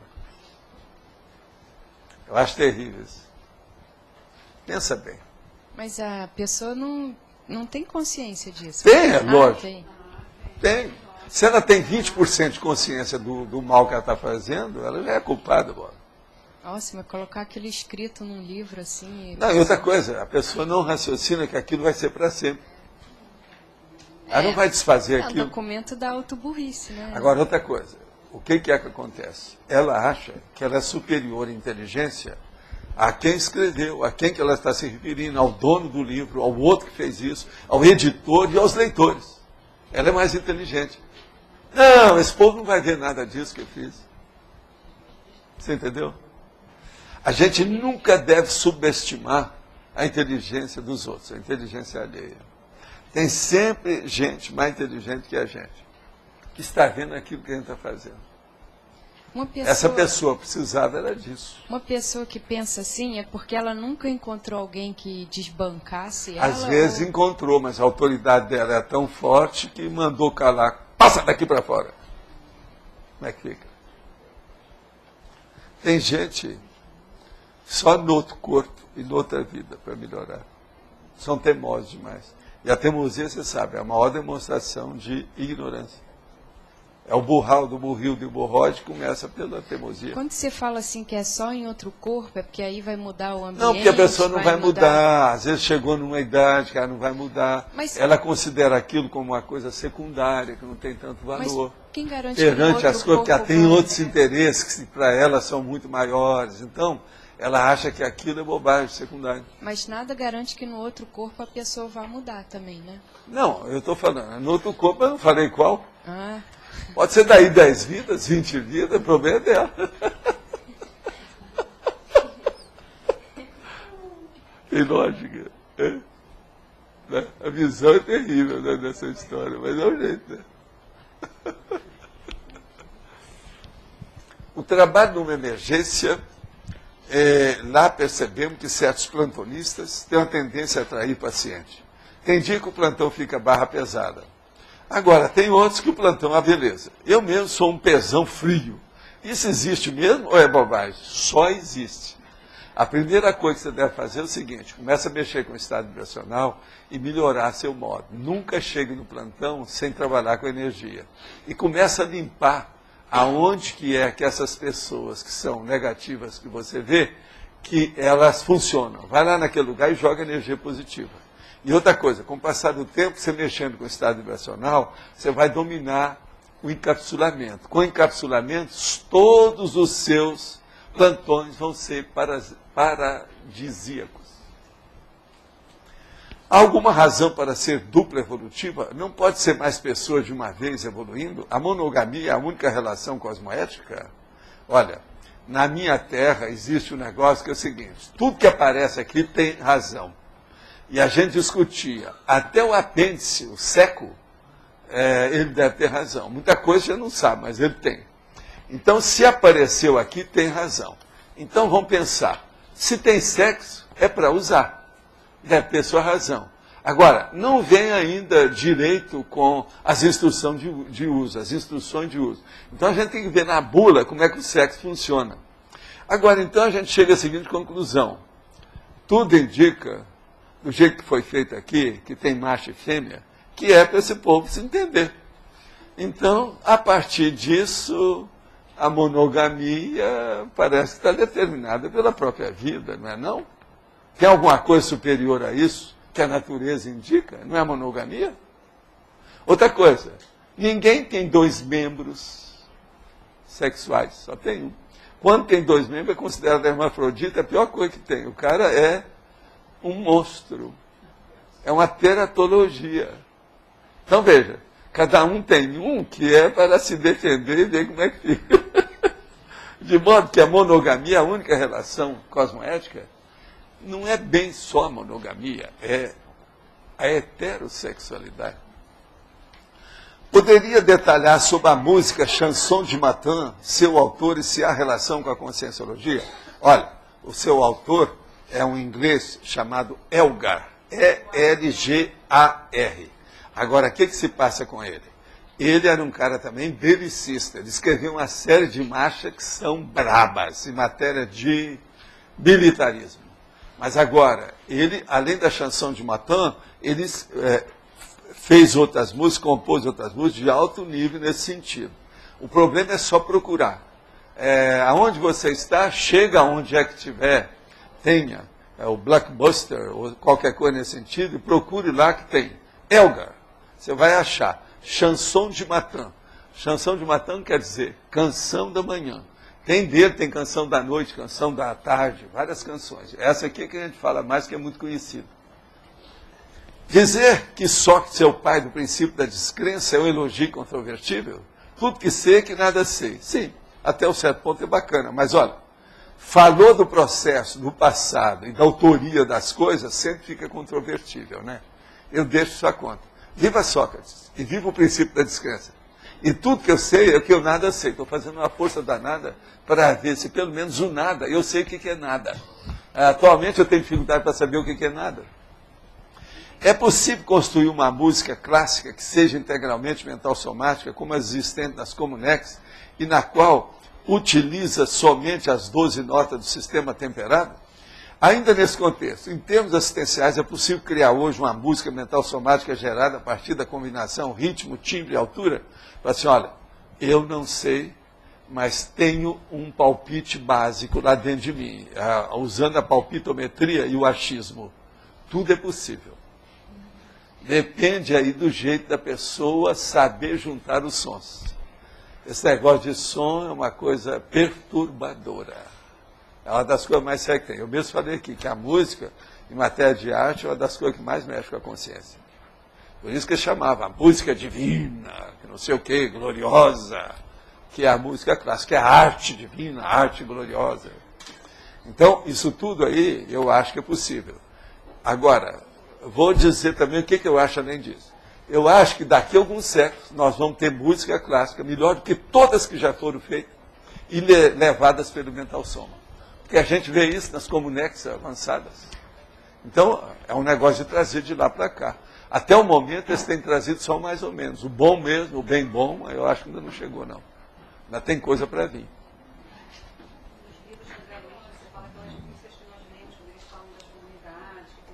Não tem muito lugar que a gente vai ver. Uma vez, vocês sabem, eu vi uma música e eu estava fora do corpo, foi dessas que, na época do Chico, da minha mãe, eu saía do corpo, às vezes à tarde, porque eu tinha trabalhado demais, e às vezes saía do corpo, e eu cheguei num ponto que vi uma música. E vi e comecei, a minha mãe estava presente, eu comecei a assobiar e a solfejar a música. Ela falou assim, não, espera que eu vou passar aí. Ela passou para a pauta. Depois vieram as freiras, ficaram encantadas com a música, levaram para a Europa. Eu nunca mais vi a música nem nada, nem sei como é que... Agora, a primeira coisa minha, eu não confio em mim que captei essa música. Sei lá se eu não vi isso, porque música é uma coisa muito difícil. Agora, a música era uma melodia, nível clássico, alto nível, vários, entende, passos nela, que é o negócio todo que tem, vários compassos, etc. Tal, e certinho. Minha mãe falou, olha, isso aqui é música clássica, o negócio está dentro dos conformes. Eu falei assim, minha mãe, isso está igualzinho ao Alexandrino. Ela sabia o que era. Você sabe o negócio do Alexandrino comigo. Eu tinha 13 anos e eles deram aqueles lápis com a porção de papel para todo mundo ver quem é que era psicógrafo. Aí vem um cara, me pega lá e começa a escrever quando eu vier no Alexandrino. E estava perfeito. E outra coisa, eu nunca tinha levado esse negócio da poesia Alexandrino a sério. Eu tinha 13 anos. Eles foram estudar, não, está tudo certo. As rimas, o hemistíquio, os terceiros, está perfeito. Alexandrino, perfeito. Como é que é isso? Você leu em algum lugar? Eu falei, eu vou ler um troço desse. Aí eu fiquei besta, falei assim, bolas, psicografia pode me ajudar no estudo. Deixa eu tirar partido disso, vou fazer negócios. Bolas, isso é o máximo. Aí eu comecei a ver, entrava lá no negócio, o cara está estudando biologia. Eu falei assim, qual foi o biólogo do passado que a gente pode fazer evocação? Que ele vem aqui. Depois eu cheguei a ter alguns resultados positivos. Mas depois eu deixei, que eu falei assim, não tem jeito, o jeito é a gente estudar mais mesmo, porque eu trabalhava demais e tinha que estudar ao mesmo tempo, e tinha as aulas, então, mas agora, você sabe, eu não posso dizer não, porque os amparadores me ajudaram. Teve uma prova que eu fiz, já estava no curso superior, e era o dia que eu tinha que ter socorrido o negócio, tinha dado um incêndio lá dentro do laboratório, e eu não podia a aula, perdi a aula. E depois disso, as coisas passaram, aquilo atropelou, passei um período difícil. Chega lá, o cara pede justamente o tema daquela. Fala assim, Bola, mas ó, eu não tenho culpa disso. Não dá. Aí eu comecei a sintonizar. Não. Viva Alexandrine, vamos ver o que a gente faz. Fiquei firme lá, daqui a pouco começaram a vir as ideias. Eu vi, ó, essas ideias estão bem concatenadas, deixa eu pôr tudo. Escrevi 9 páginas em papel ao máximo e dei pro cara.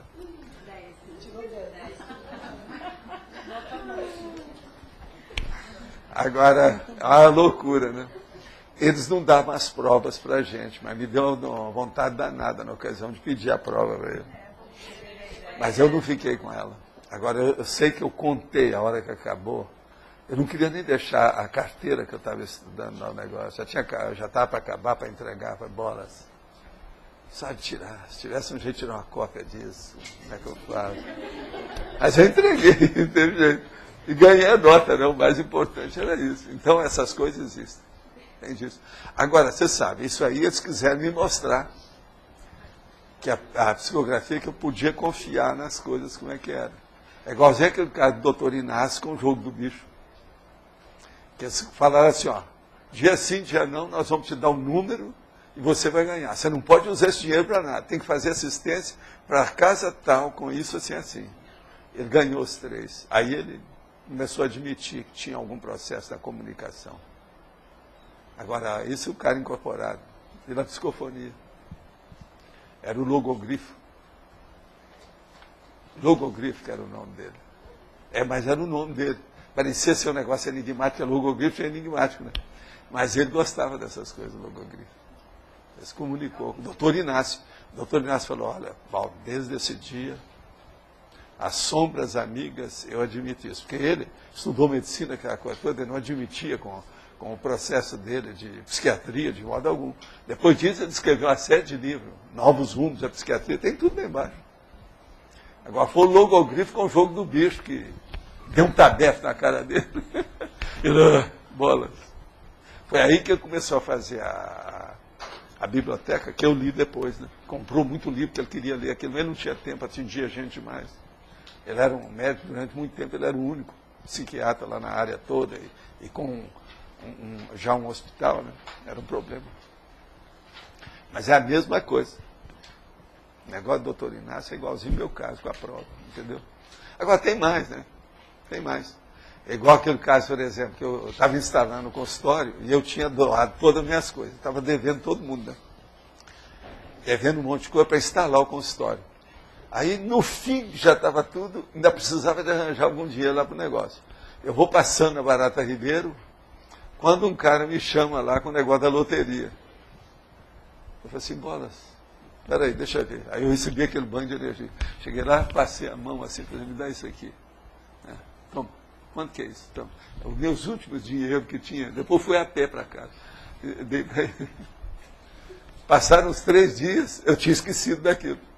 Quando os caras falaram o negócio da loteria, eu falei, opa, eu preciso lá ver o que é. Cheguei lá e ganhei aquele dinheirão. Dentro daquele esquema com os negócios que eu tinha comprado, que eu não comprei o bilhete inteiro, mas comprei vários Gasparino, que chama aquilo, aqueles pedaços. Eu ganhei praticamente, dentro daquele trecho lá, era o 2º prêmio. Anota. Acertei os troços todos. O cara falou assim, o senhor, doutor, precisa de vir julgar. É impressionante o modo que o senhor julgou e o modo que o senhor ganhou. Aí você entra ali. Você não sabe o trabalho que dá isso. Isso tudo aconteceu. Tem coisas que às vezes acontecem. Agora, esse dinheiro, eu apliquei tudo lá da tal maneira, depois fiz distribuição de um monte de coisa. Para compensar, porque eu pensava sempre no Inácio Ferreira. Como é que fica? Doutor Inácio. Já levar em consideração. Então, eu acho que na vida você pode ter interferência para tudo. Por isso que eu acho. Até certas doenças podem ser curadas. O problema todo é que não se cura porque não há mérito. Primeira coisa que tem que ter é mérito. Se não tem... Antes foi falado na evolução e naquela pessoa que disse nem tanto. Como é que a gente poderia ajudar melhor uma pessoa que está no momento evolutivo bom, né, considerável, a partir dos fatos? Como é que a gente pode ajudar sem fazer estupro consciencial, tendo um limite do Primeira coisa, direito da outra uma pessoa pessoa? dessa a gente tem que ponderar. Mas às vezes não adianta, porque ela tem outros interesses que ultrapassam aquilo do momento. Então tem que deixar. Com o tempo, ela amadurece. Agora, depois que passa alguns anos, você chega e fala assim, você lembra aquele dia que você recusou fazer isso? Eu já falei isso com uma pessoa no estudo. Hoje, a pessoa está bem entrosada, está caminhando bem, já não pensa. Não, eu quero progredir, mas não tanto. Você está entendendo? Então, eu não queria responsabilidade, né? Hoje ele já admite essa responsabilidade, a pessoa está trabalhando conosco. Não, porque às vezes eu fico pensando assim, vale a pena estar junto e tentar, né, ajudar mais. Quem tem gana. Mas não até te que engana. ponto é... Fica com quem tem gana de evoluir. Tá certo. Esse é o caminho. Agora, ficar com a pessoa que não quer nada é um perigo, é um empata. Tem gente que chega perto e empata tudo, paralisa, dá aquela estagnação. Parece que deu uma ruína de uma hora para outra. Tem gente assim, você sabe. As psicosferas têm muita reação, né? Elas são muito específicas, né? Tem que pensar. E há pessoas que realmente são empatas. Não há dúvida sobre isso. Professor Valdo, aqui. Tá. Dentro da definição, você colocou que elogio contravertível é um julgamento, tá? De pessoa, ideia ou realidade. E aí a pergunta é, qual é a medida mais profilática no combate do julgo às pessoas, às outras pessoas? A gente deve julgar sempre.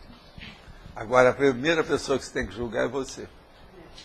Eu sou contra essa bobajada de coisa. Não julgo para não ser julgado, que não sei o quê. Não tem nada disso. Eu aprendi muito, que eu já mexi com o processo de jurisprudência no passado. Se nós não tivermos juiz, como é que vai ter lei? Como é que vai ter concórdia? Como é que vai ter paz? Como é que vai ter equilíbrio? Como é que vai ter progresso? Como é que vai ter ordem? Não vai existir. O julgamento é uma necessidade. Agora, isso chama juízo crítico, e juízo autocrítico, e juízo heterocrítico. Eu sempre achei que isso deve ser feito. Se uma pessoa não julgar ninguém, então, como é que fica a vida? Isso é anomia. Isso aqui vai virar o quê? Casa de Horácio? Como é que você vai fazer lei se não houver julgamento? Ô Jaime, não tem jeito, né? Não tem saída. Dentro dessa linha, é sempre uma coisa que eu pensava. O julgamento, então, é um ato de raciocínio, não tem problema nenhum. O problema é o veredicto. É isso que a gente tem que tomar cuidado para não ser peremptório. E o veredicto tem que pensar muito, porque às vezes 1 minuto pode mudar todo o esquema. Mas... A cronêmica no veredicto é muito séria. Mas o resultado de um julgamento acaba sendo, até certo ponto, um veredicto. Só que a gente tem que ter aquela amplitude de pensamento. Tem que saber como né? é que é. Mas agora, por exemplo, se a pessoa procura ver o bem de todos, que aconteça o melhor para todos, ela nunca vai errar muito. Ela sempre vai. E outra coisa, se ela não julgar, como é que faz? Por exemplo, eu chego com uma requisição para você, ou para oferecer alguma coisa para você.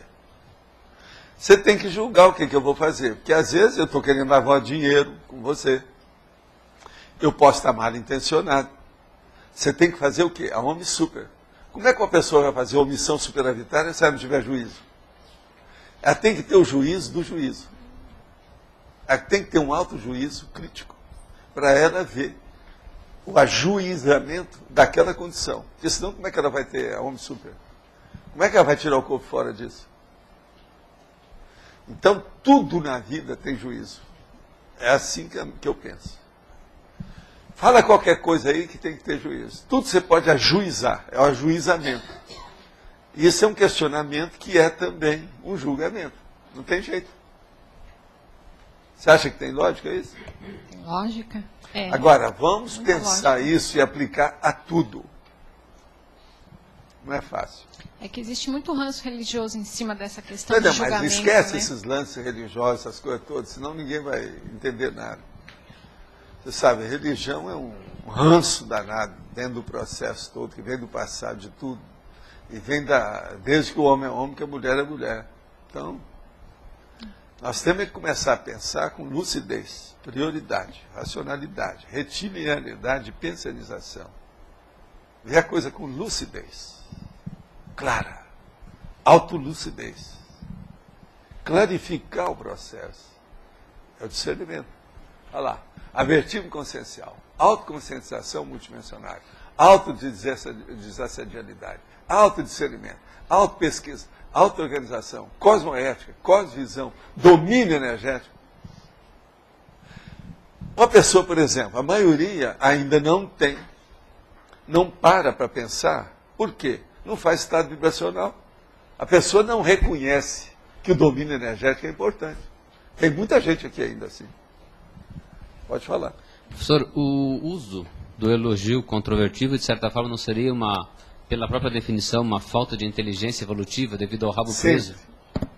Todo erro nosso é falta de inteligência evolutiva, em tese. A inteligência evolutiva é a... Toda omissão negativa nossa é uma falta de inteligência evolutiva. A inteligência evolutiva seria a mais prática, de certa forma, das inteligências? É a soma inteligência delas? que o serenão tem dentro da serenologia. É a inteligência que o evolucionário já tem em ponto menor, dentro da evolução.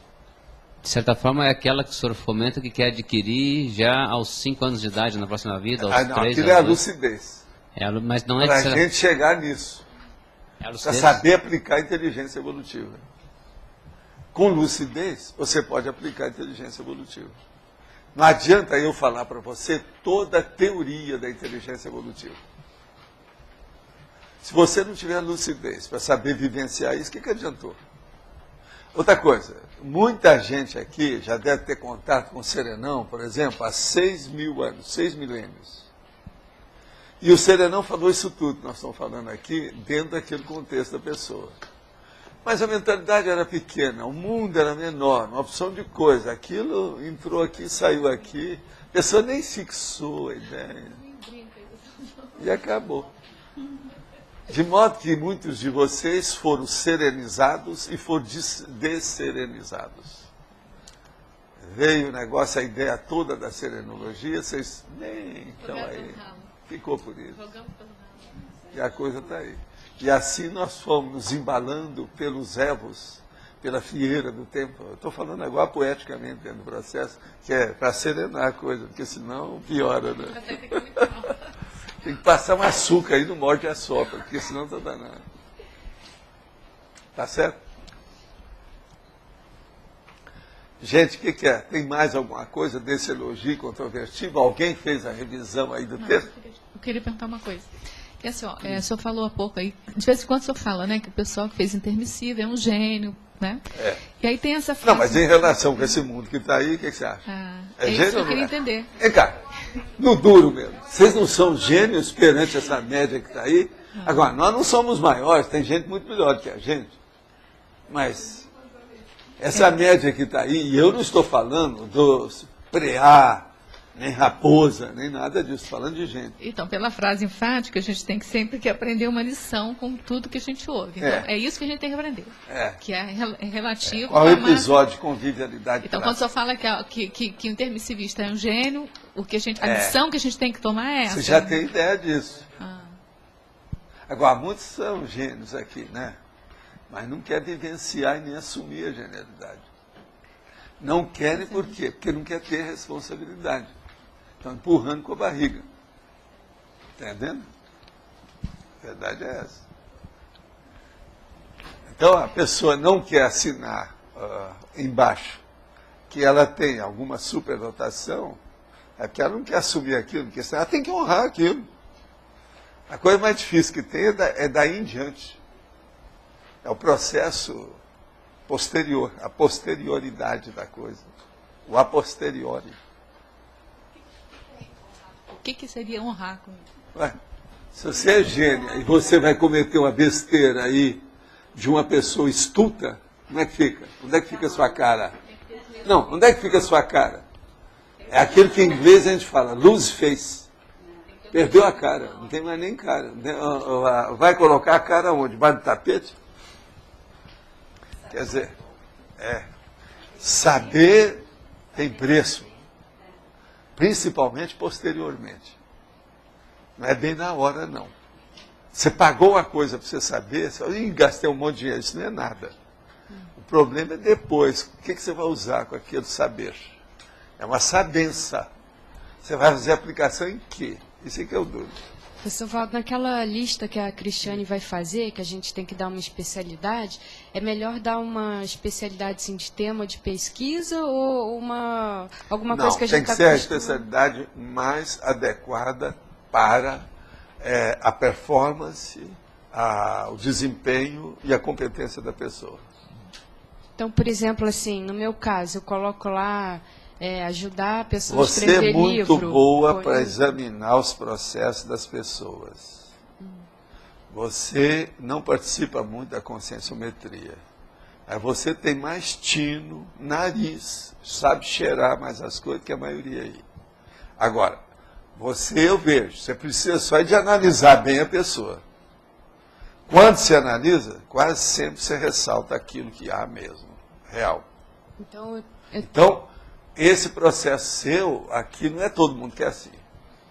Você tem isso. Isso aí tem te ajudado demais. Você cresceu na opção de coisa, inclusive, está crescendo nas questões parapsíquicas por causa disso. Agora, outra coisa. Eu sei que a vida toda isso te deu problema. Que uma das coisas piores que tem é a pessoa ver como é que as outras são.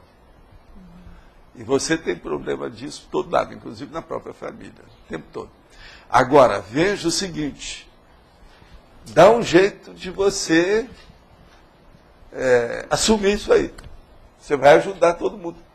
Então... Você sempre viu isso. Como você já está cheio de cicatrizes, os resultados disso, você sempre começou a ficar calada. E eu estou te incentivando esses anos todos para você começar a falar.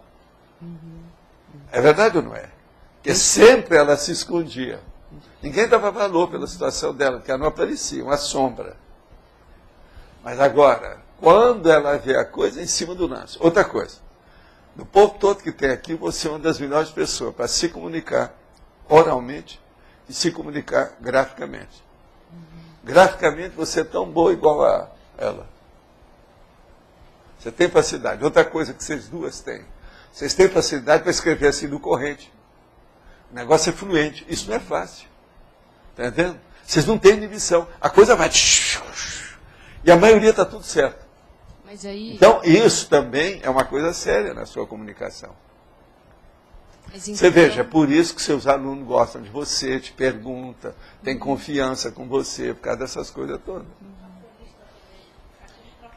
Pois é, não, mas isso, você quer isso que eu estou falando, pior do que isso. Mas aí na lista... Isso é mais sério, isso dela. Agora, veja, o principal trafor dela, nunca ninguém viu muito aqui. Que é justamente esse. Ela examina uma coisa e vai aonde dói, ó. E põe o dedo na ferida. Isso é terrível. Agora, ela está aprendendo, está amadurecendo a saber fazer isso, sem criar aquele negócio, para não invadir a boca. Não faz marola, porque senão entra. Ela está aprendendo isso, que é o outro aspecto da situação. Mas aí, então na lista da Cristiane eu ponho conscienciometria? Mas eu nem sou especialista no conscienciograma. Ela faz outro conscienciograma. Ela faz. Não, você, por exemplo, você pode colocar uma coisa, você faz análise de consciência. Tá. Você é boa. Uma outra pessoa que é aqui assim, boa, é a Malu. A Malu também é boa nisso. A Gisele também é boa. Mas agora a Gisele é muito moça. Elas aqui já estão mais. Mas então vai ser... Agora, desse povo todo, ela tem mais acuidade devido ao processo de paranormalidade. Ela vai onde dói. Mas então não vai ser ela vê fácil. nuances do processo parapsíquico, a maioria não vê nada. Está muito longe. Ela veio. Agora, veja, eu mesmo incentivei a ela para escrever tudo que eu falava, esse negócio todo, que é isso, e ampliar. Hoje ela já está, há quanto tempo você está escrevendo minhas coisas aí? Quantos anos? Isso ajudou demais a ela. Ajudou na Agora, memória. o que eu vejo é o seguinte, ela tem agora que desovar. Entende? Mas aí que tipo de serviço que eu vou prestar quando eu Não, colocar você já está o nome? começando. Vamos começar por esse. É bom você participar das tertúlias, ver essa opinião, olha onde é que é, olha as nuances que estão escapando daquilo que eu falo, que você às vezes vê. Ela vê coisa que eu devia de falar, que eu deixei escapar. Ela vê as minhas deficiências. Você está entendendo? Mas aí, Mas não é só minha, não. A lista da Cristiane, quando chegar alguém, aí vai indicar para a pessoa vir falar com a gente. É. E aí, mas eu tenho que fazer o quê, assim? Você vai ver o que é dentro do seu desempenho, o que você pode ajudar aquela pessoa. Por exemplo, ela está escrevendo um livro. Sobre aquilo você pode falar, isso e aquilo, fazer uma análise da personalidade, o que é que se passa, por que é, onde é que está o erro.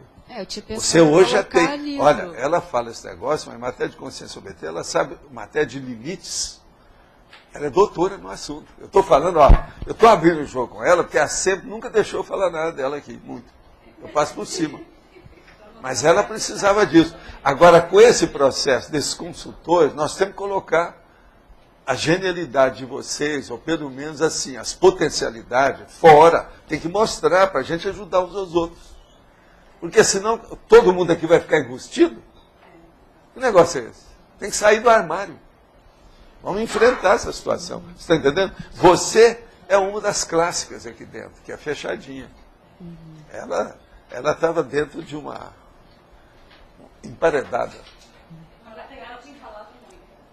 Não, mas isso é porque eu estou incentivando há quanto tempo? Eu sei do meu trabalho. Isso é resultado meu. Desde o Instituto.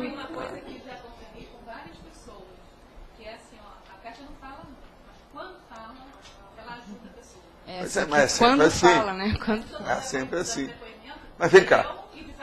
Ela tem que analisar as pessoas para ajudar, não é para desancar nem para acabar com ela, não é para marretar a cabeça da pessoa lá. Não é isso. Ela sabe disso. Agora, o problema todo é esse processo, vamos dizer, de uma análise pontual, que você é boa, isso tem que ser levado para frente, examinar. Agora, se alguém falar qualquer coisa a seu respeito, você pede para fazer uma análise sua. Faz uma cariação intelectual sobre o seu caso. Chega e fala assim, me examine, vê o que vocês querem. Vamos examinar. Então, por exemplo, as pessoas podem chegar e apresentar para elas determinados contextos. Que é igualzinho uma magistrada. Vocês estão entendendo? Igual uma magistrada. Dá para ela. E ver o que é que ela vai pensar. Quais são as hipóteses que ela tem. Analisa se tem interesse. Se tem lógica, se tem racionalidade. Pronto, acabou. O que a pessoa é, ela é. Acabou. Quanto a fato, não adianta a gente brigar. Você não tem nada que ficar com medo de nada, nem nada. O negócio é enfrentar a situação. Mas aí, professor Valdo, se nem eu não tinha pensado nisso, tinha pensado que se eu colocar Vou Viagem Pensou no livro... é muita pressão que você recebeu na sua vida inteira, de repressão e outras coisas mais, que não permite você falar um ai. E outra coisa, isso é criação de vocês. Você sabe que você teve isso. Eu sei. Mas aí, será que todo mundo que na CCCI vai ter mais facilidade de achar, assim, o que a pessoa coloca nessa lista? Olha, o ideal seria fazer isso com todo mundo, né? Uma cariação intelectual. Não tem nada de emoção, não tem nada sobre erro, não. Pelo contrário. É para examinar o problema da conscienciometria, os trafores dela. Isso aí é o máximo. Sob certo aspecto, é o que está sendo feito nesses cursos todos de vocês. É uma cariação intelectual. É uma cariação evolutiva. Fala, João. O Valdo, isso aí seria uma definição do mater pensene da pessoa, no caso? Né? É o que ela realmente faz e tem aptidão para fazer, né? Que vem desempenhando. Então, veja, é um trafor básico dela. Isso pode estar junto, ou é o mesmo, ou é a base do mater pensene. Vem cá.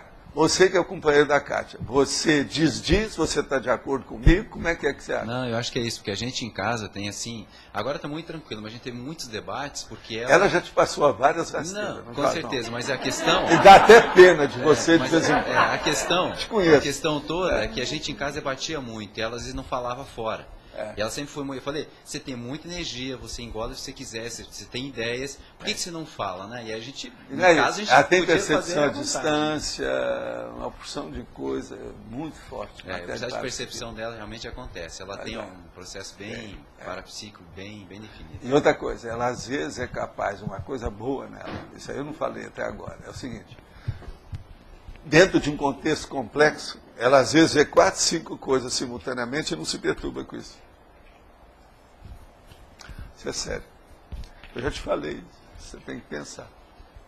Ela vê várias coisas, tal, vê as conotações das coisas e não se perturba.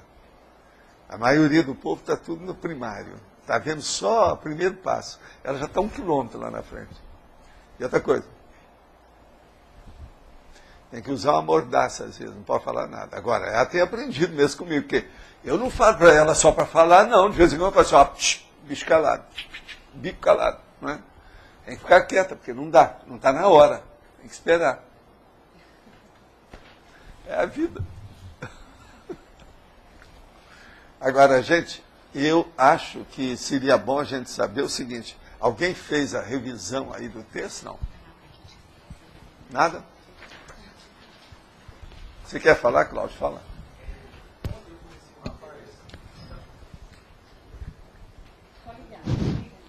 Ontem a gente conheceu um rapaz pobre que ele passou no vestibular de medicina, né? A minha ideia é trazer ele para conhecê-lo, mas ele não é um... Eu levei hoje no meu curso do Senai, ele deu o exemplo dele para os alunos do Senai, foi muito bom, teve contrafluxo, né? E a gente queria saber como é que é a melhor forma de ajudá-lo, assim, de estudar, Hoje, às 5 horas, no posto de saúde do Jardim São Paulo, a gente vai bater um talk show com ele lá. Quem conheceu ele foi o Alexandre Carlone, que é um médico que está fazendo um trabalho excelente no Jardim São Paulo. Aí eu queria ver como é que a gente pode ajudar. Ajuda o rapaz, a primeira coisa, ver o que é que ele precisa para poder estudar. E arranja a infraestrutura de estudo, livro que ele vai ter que estudar, essas coisas. Vê como é que é isso. Calça o rapaz. Uma outra coisa, ele vive de quê? Como é que ele vai pagar essa faculdade? Ele passou no concurso São Miguel, vai trabalhar até agosto, vai entrar no segundo período, ele vai para Santa Maria. Então tá. Está encaminhado, ele não é bobo não. Ah, então ele vai longe. Esse aí você pode deixar. Agora, a minha questão é como abordá-lo, porque é vontade de trazer ele aqui, mas eu não devo forçá-lo. Não, deixa, não força a barra não. De qualquer maneira, ele é colega. E evangélico, hein? Colega. Vamos fazer força, porque estuda, tá bom. Se ele tiver mesmo essa cabeça que você está falando, ele vai se libertar de tudo isso. E vai arranjar asas mentais somáticas para poder voar do espaço sideral. A gente deve levar ele à mídia? Devo levar ele ao jornal, TV? O quê? Eu devo levá-lo ao jornal, à TV, para um programa de TV, coisa assim? Que eu tenho essa possibilidade de apresentar ele à máquina. Calma, se você também encher muita bola, às vezes você piora ele. Pois é, isso é medo. Se de saber, se você não conhece ele bem, tem que conhecer o temperamento. Para não inflar. Se não, dá uma de Ronaldinho, vai tudo por água abaixo. Pois é. Não foi preparado para o sucesso. Pois é. Tudo tem que ter uma fase preparatória. Quem é que vai fazer hoje? Hoje nós temos 13 dados.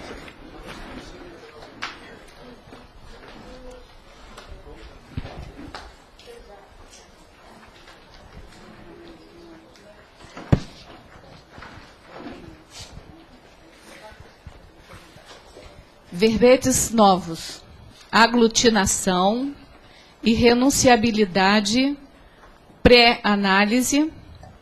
Verbetes antigos: década, diferença semântica, operação, palavra-chave, prerrogativa, primo-oponente, referência, relatividade, taxologia da segurança e usabilidade.